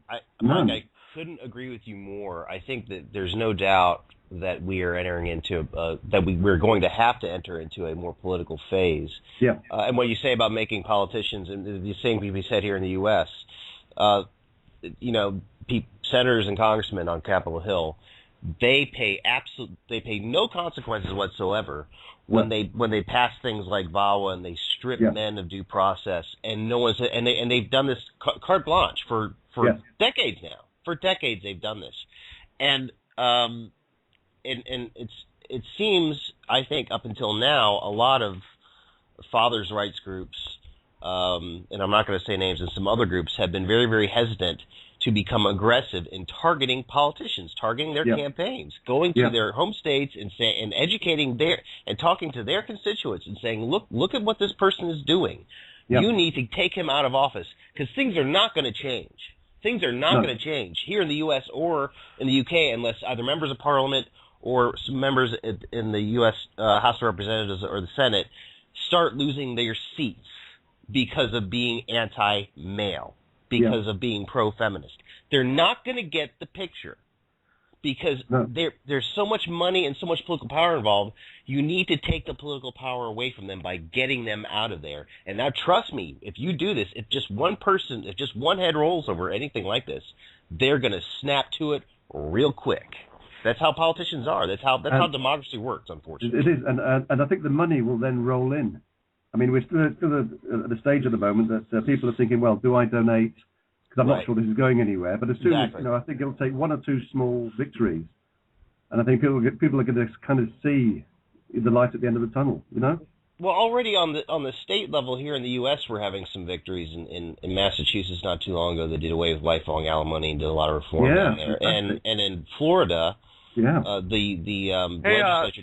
Guys, I'm breaking in here. Looks like we've got our on-the-ground correspondent available to us. Hey, Dean. Dean, one more time. I know we're about out of time. I got a camera crew who wants to talk to me and to Karen and a few others. The rally is over. It went off spectacularly well. I think that the next time, and there will be a next time, we'll have an even better and more reliable hookup. And I want to thank everybody who listened. I want to thank you guys for being there and for improvising while we sat here trying to get through to you. Well, Dean, we thank you, and let the speakers know at the rally that AVfM Radio thanks their work, and that our listeners certainly appreciate what is going on. Expect to see more of this on YouTube. Peace out, guys. Gotta go. All right, Dean. Thanks a lot for everything. And there we have it, folks. The end of something beautiful. Yeah, truly, we really did see a historic moment today. And this seems very small and trivial. It's not. This is a big deal, and like Dean said, there's going to be more of this in the future, and it's going to get bigger and better every single time. And like what we were just saying about politics, people are going to have to. The press itself, just the press, they're already being forced at this moment, right now, as we speak. They're being forced to recognize what's going on. They have to start talking to us now. They have to start giving us airtime, because we truly have, and this is one of the reasons why I'm so proud of working with A Voice for Men. A Voice for Men, more than any other people, and I really think that we can take credit for this. We have really, really cracked the nut of the public discourse as far as feminist dominance over it, concerning all things gender. It's over now for them in that regard. And of course, we had lots of help from a lot of people, but now the cat's out of the box. Now it's out for good. You can't put the toothpaste back into the tube. It's out. And this rally solidified that fact in a way that could not have been done any other way, I don't think. I think that one other thing might actually solidify this, and that would certainly be a win for Mike Buchanan. Yes, absolutely. And one of the things I wanted to touch upon was the family court systems and the type of legislation, the type of edicts that are ongoing with the family court systems over there in the UK. Mike, can you fill us in on what things are like and where you would like your party to take it? Yeah, well, one of our candidates for the next general election is a guy called Ray Barry. Now, Ray Barry heads up his own political party called the Equal Parenting Alliance. A wonderful guy, and he's decided to stand for us next time, I'm very pleased to say, and he drew up the equal parenting elements of our document. He's personally the victim. Well, I think he's in touch still with one of his 3 adult children, the other 2 having been alienated against him. And the court system is brutal to men. I mean, I don't know of another word. I was reading the other day that the suicide rate among men following breakdown of long-term relationships is very nearly 10 times higher than that among women. And I still have to research this, but my strong suspicion will be that that's because of denial of access to children of those fathers. And the state does everything. I mean, there are signs that it might be starting to change, but certainly at the moment, the state does virtually nothing to stop women who are determined to destroy the relationships of their children with their fathers, and stopping access to them from doing so. The courts will if a man spends a huge amount of money, he'll get a contact order, but if his ex-partner frustrates it, there's 1,000 ways to do that. The courts will not punish her. I mean, very, very few in a very few cases, judges make it clear that they will jail the woman in question, but that's a tiny minority of judges, and the rest of them clearly take the attitude, well, the important thing is the relationship with the mother, and if this is all making the mother unhappy, and thereby damaging the child, then we have to stop. Then we won't enforce that contact order, and that's a reality that women in that position know. I mean, they're taught by their solicitors to come up with false, domestic abuse charges. And in fact, I had a meeting yesterday with a local guy who he had a black eye, and it turned out that his ex-wife had come around to his flat and beaten him black and blue. And I said, well, did you not respond? He said, no, I just had to take it, because if I had punched her and there was physical evidence that she'd been hurt, I don't think I'd ever see my son again. And it goes on. It's just so common. It's kind of the norm. And we hear the same thing coming from this side of the Atlantic as well. Yeah.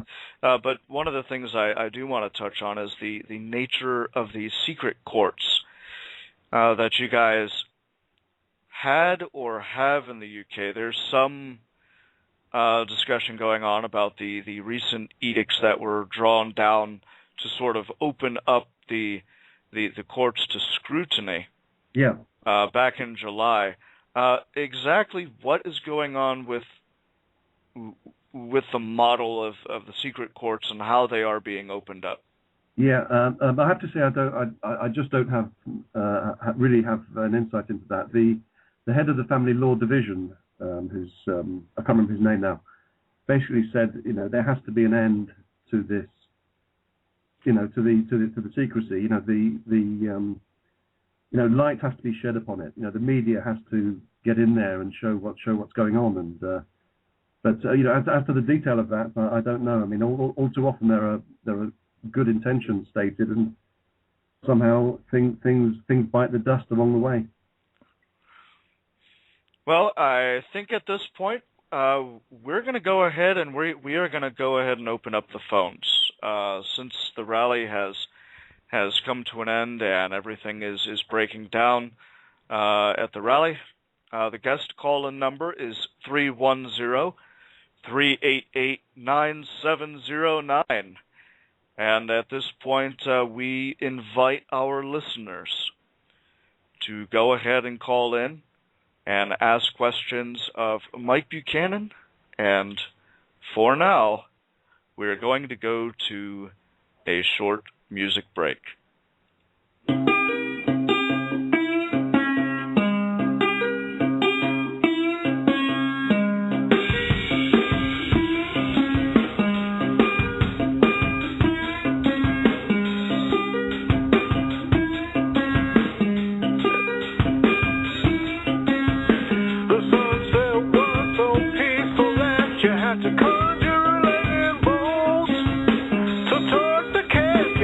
Dancing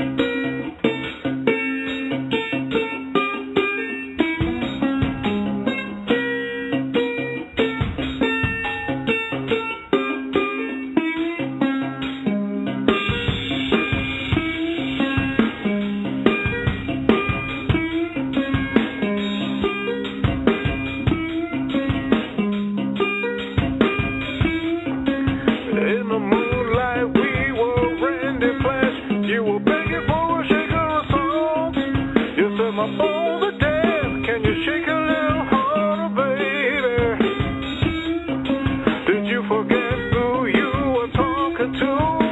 If you don't get blood from my soul, I do my best to put your pain to work. My razor.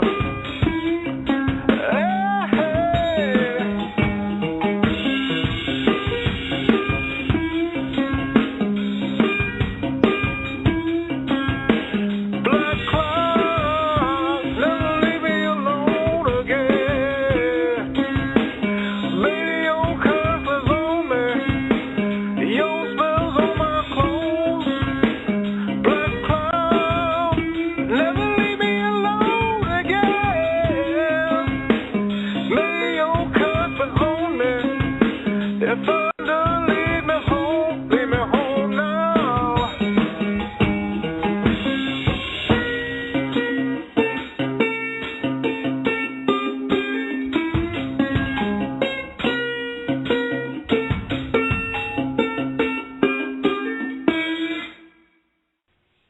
All right, we are back. I want to thank our listeners for tuning in to a special Saturday edition of AVfM News and Activism. We've had a wonderful, wonderful time listening to a few of the guest speakers at the rally up there in Toronto. It is now over, and we invite our listeners to call in, 310-388-9709. Well, Mike, I know we just recently got through talking about the court systems in Canada, but I'm also interested in some of the other points of your party's platform. Maybe you can go ahead and just take the mic and bring up those points you think are most important. Surely. Okay, well, I'll perhaps just run you through the key issues that we have in our consultation document. It's a document that people can find online at j4mb.org.uk. And it's basically the document on which we invite feedback, and that feedback will help us draw up our first manifesto for the 2015 general election. So we've had plenty of feedback, overwhelmingly positive, I've got to say. So I'll just run through those quickly, if you like. Go for it.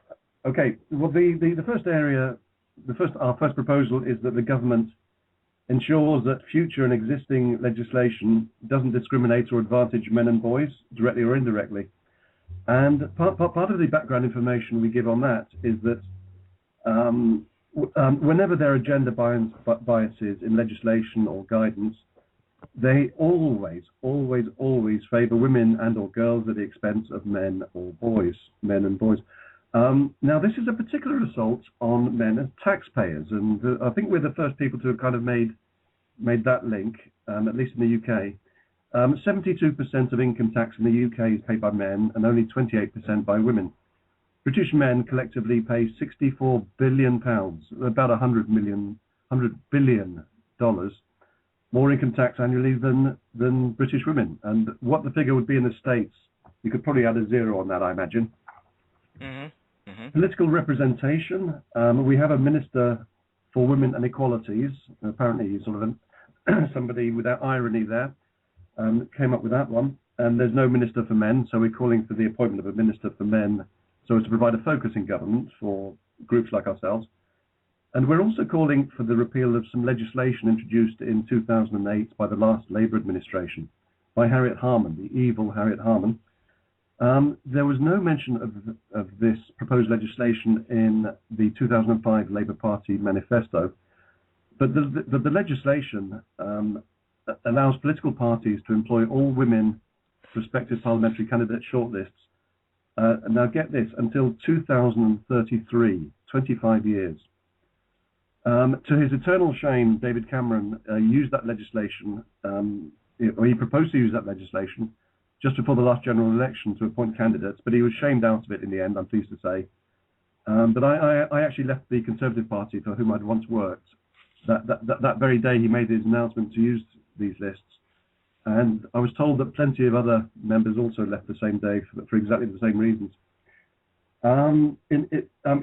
Education is a tricky area, but I don't know if this is true in the States, but The overwhelming majority of primary school teachers in the UK are women, and in fact, quite a strong majority of secondary school teachers. I'm not quite sure what your terms are for those, but these very feminized schools. You think, boys in particular, they something like 1 in 4 children are now being brought up by a single mother. So they have a feminized environment at home. They go to schools run by women, and they're very often, whenever they show gender typical characteristics such as boisterousness, they're deemed troublesome. And there's been an absolutely astonishing increase in the number of boys prescribed. I think the main one is Ritalin to combat attention deficit hyperactivity disorder. But at the end of the day, ADHD, to a lot of people in the field, is simply a response to being expected to act like girls, and it's damaging. It's incredibly damaging to boys' self-esteem. There was a program just the other day in which they had a very aggressive girl pupil, I think about 13 or so, 12 or 13,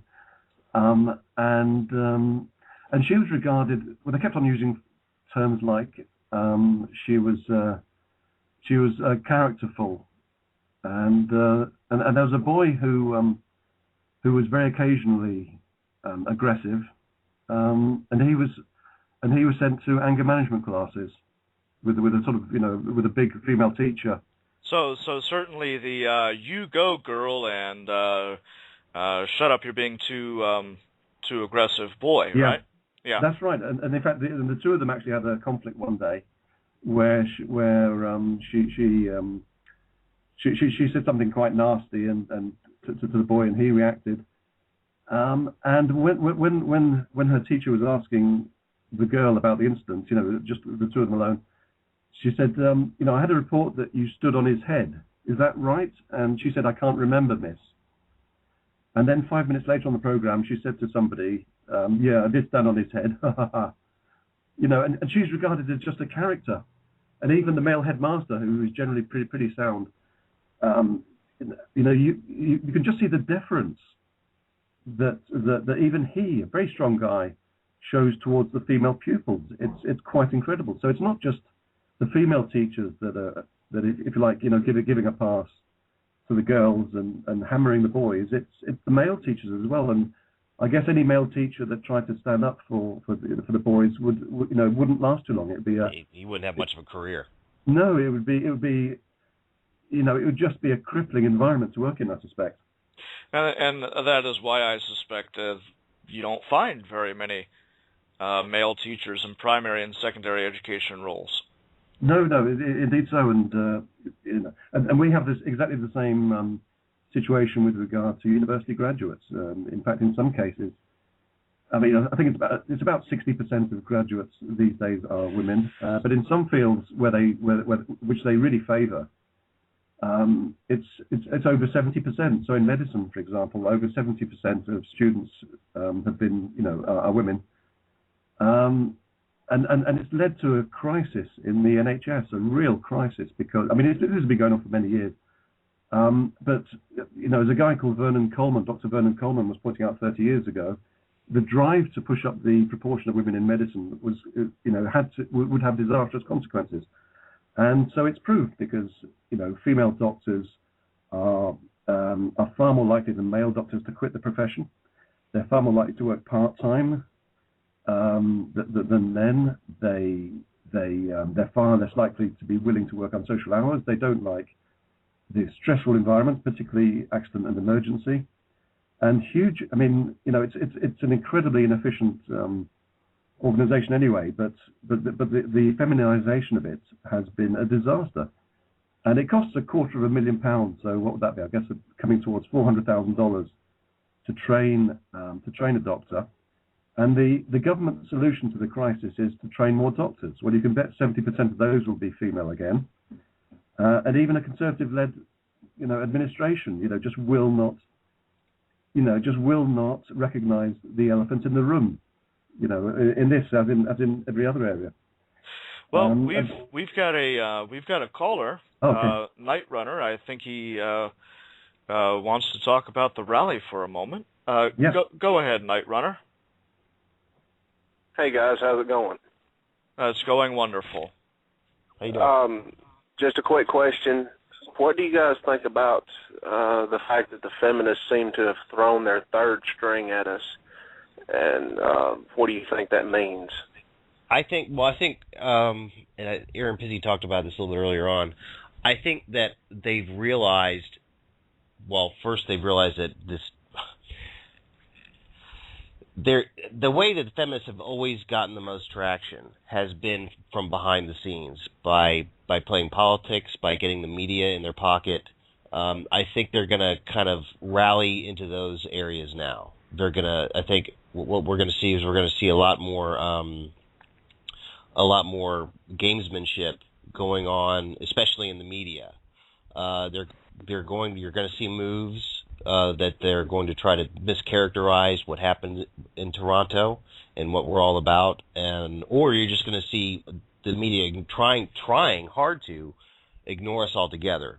Of course, they can't. But I think that they've effectively, whenever they've come out en masse and showed themselves at these demonstrations, they've made complete jackasses out of themselves. And you said that was a third string. I think that the first two strings realize that, and that they're not going to make those same moves. I think we'll continue to see things like this. You'll continue to see, meatheads with bullhorns and holding banners and saying all kinds of stupid things whenever we come together and do this type of thing.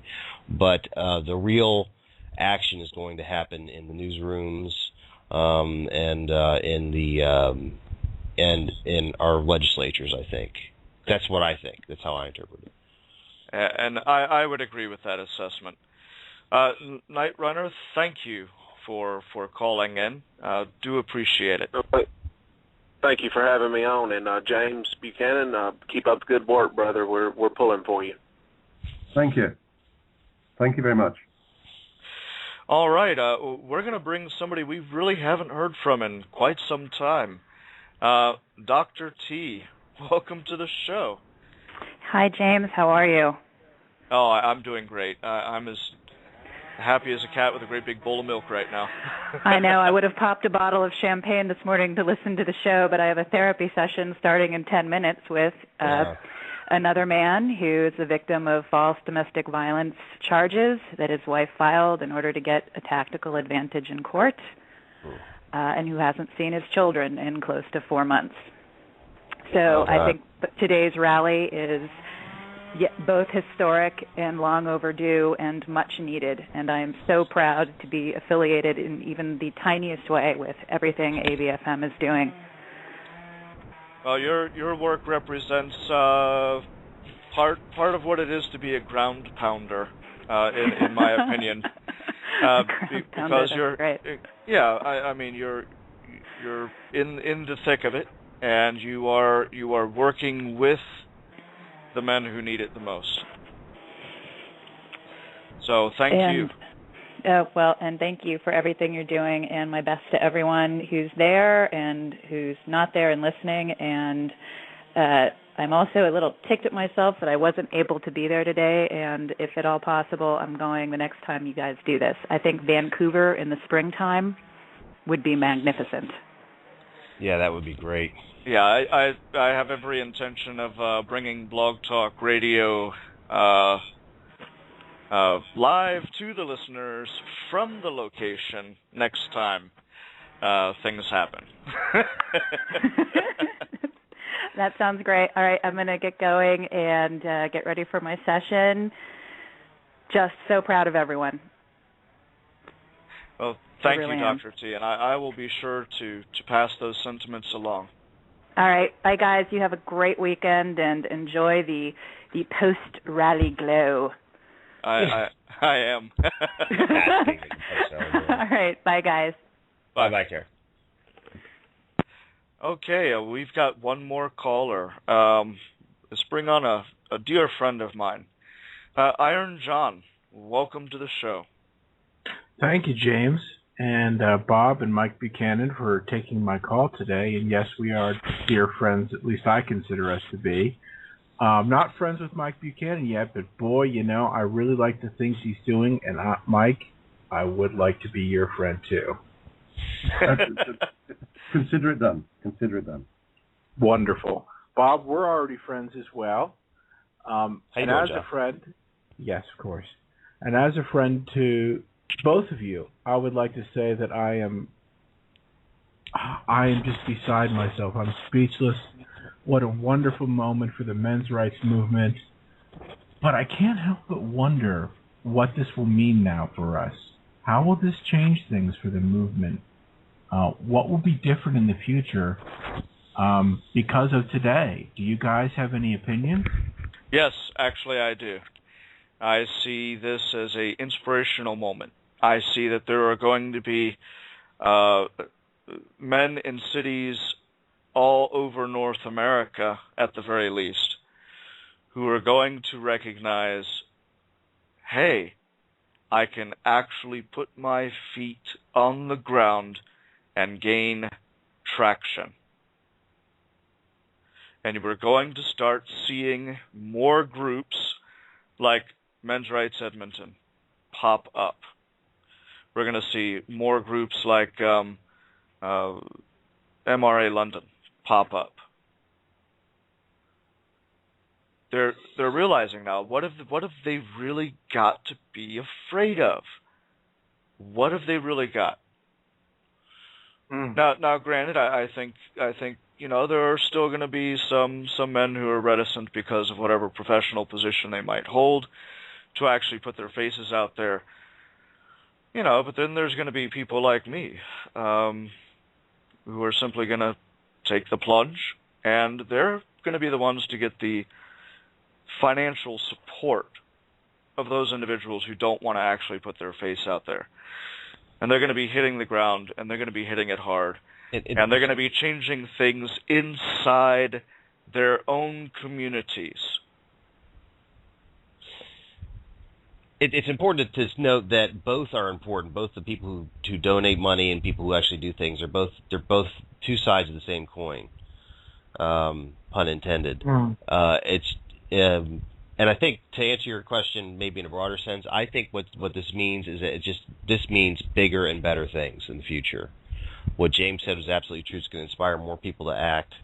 It's going to inspire more people to just speak out, even on a small level. I think we're going to see a lot less trepidation amongst men to start talking about their own issues when they realize that, hey, there is a movement going on here, and I have speaking for me, and I can speak for myself now. Not 3 years ago, and even it's still true today, but nowhere near as it was 3 years ago. 3 years ago, you couldn't say you were a men's rights activist without being scared of losing your job. It was. I remember when I first started getting into this. It was really like you were a freak, and people were scared to talk about these issues as men, talking about their problems. That's all changed now. Or it's changing very rapidly now. Right. And I think even just in the past 6 months, we've seen a real, with Erin Pizzey joining us, and now Warren Farrell, and a lot of people just publicly affiliating with the Voice for Men and the men's rights movement, not just the Voice for Men, but a lot of other groups, and people like Mr. Buchanan. It's becoming. I think things are going to. I hope things will accelerate now in the right direction. So I think that nothing but good will come of this. That's what I think, and that's what makes it so exciting. I think if you look at any groups which at one time sort of kept below the radar and denied. I mean, you take atheists, gays. We've just introduced gay or conservative-led coalitions just introduced gay marriage in the UK with very little opposition, actually, with very little opposition. And I'm a lifelong atheist, and I remember 30 years ago, people would draw breath. They'd be astonished that anyone would admit to being an atheist in the UK. Today, people draw breath when if you say you're a church-going Christian. I mean, that says probably too much about the UK, but But it's just it's how things do change over the decades. They really do. Right. And hopefully by the time I'm 70 or so, I'll be able to look back and actually see the way things have moved along the way. I cannot for the life of me see how this just cannot accelerate. As much, I spend a lot of time, like you guys, thinking about this, and I wouldn't like to be in the feminist shoes right now, because they kind of know there's a tsunami on the way, and they can stamp their bloody feet, but it's the tsunami. They can stand on the shoreline, and that tsunami's not going to go away.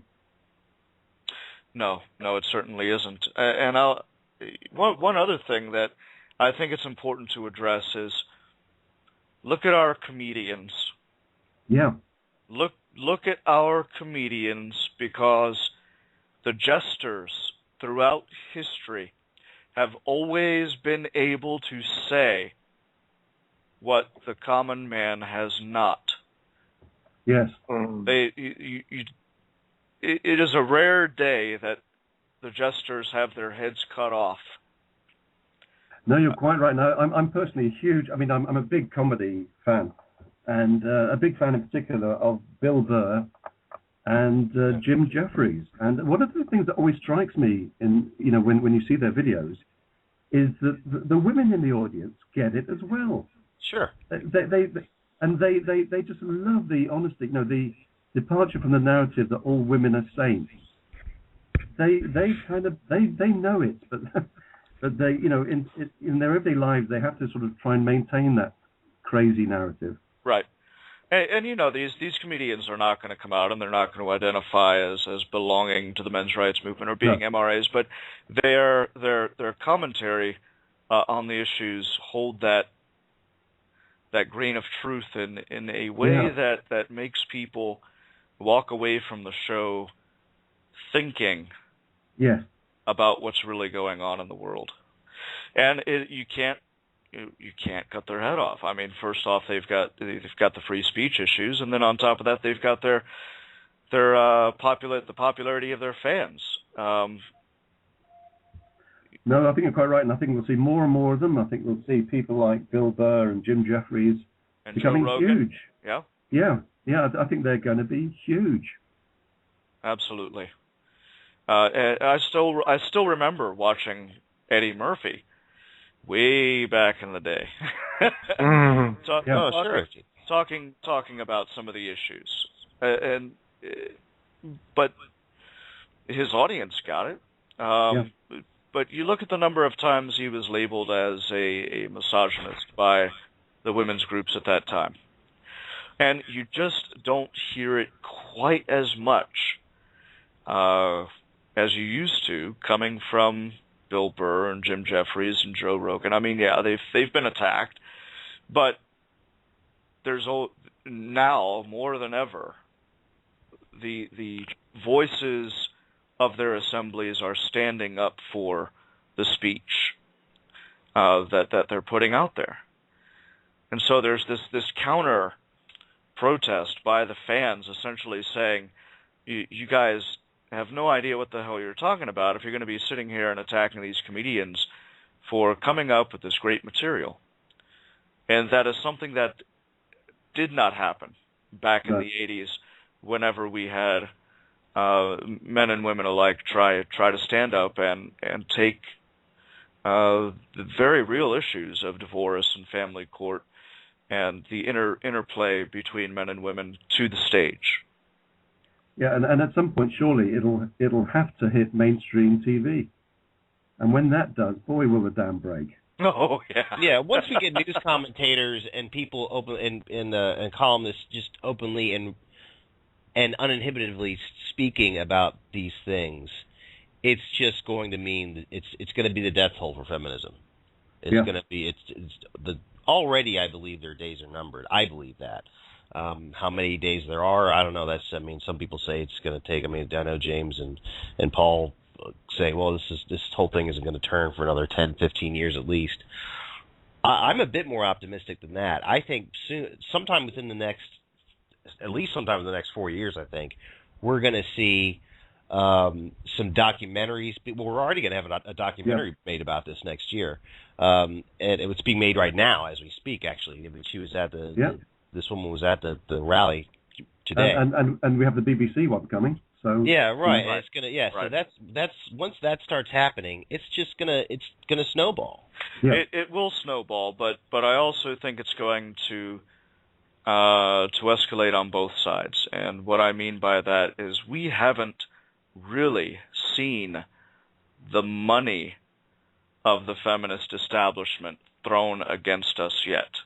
And I'm very curious to see exactly how they are going to use that money. Yeah. And I mean, right now they've been sending out their cronies, so to speak.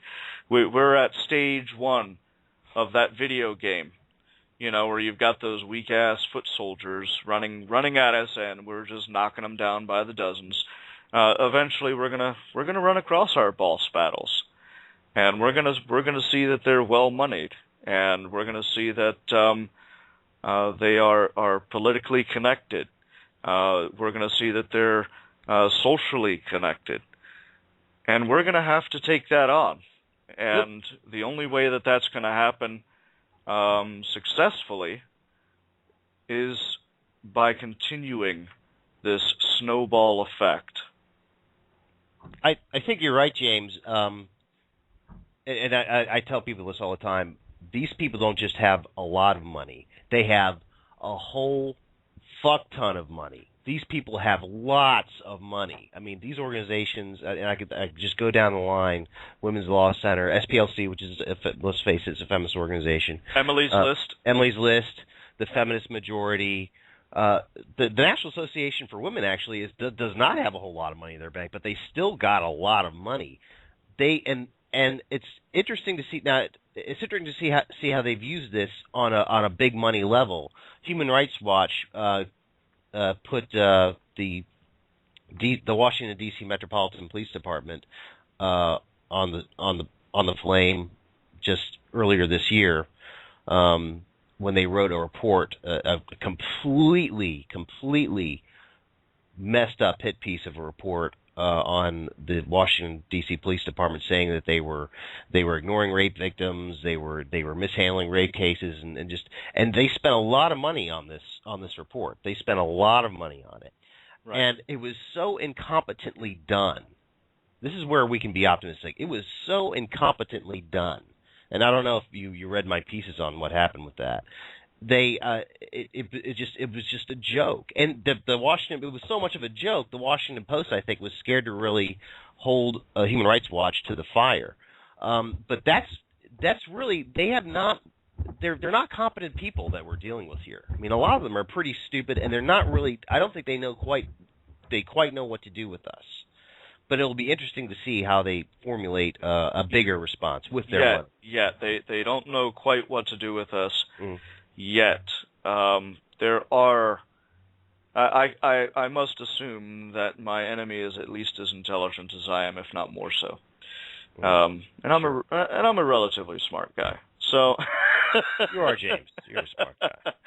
So they will learn. They will alter their tactics. Yeah, I don't want to.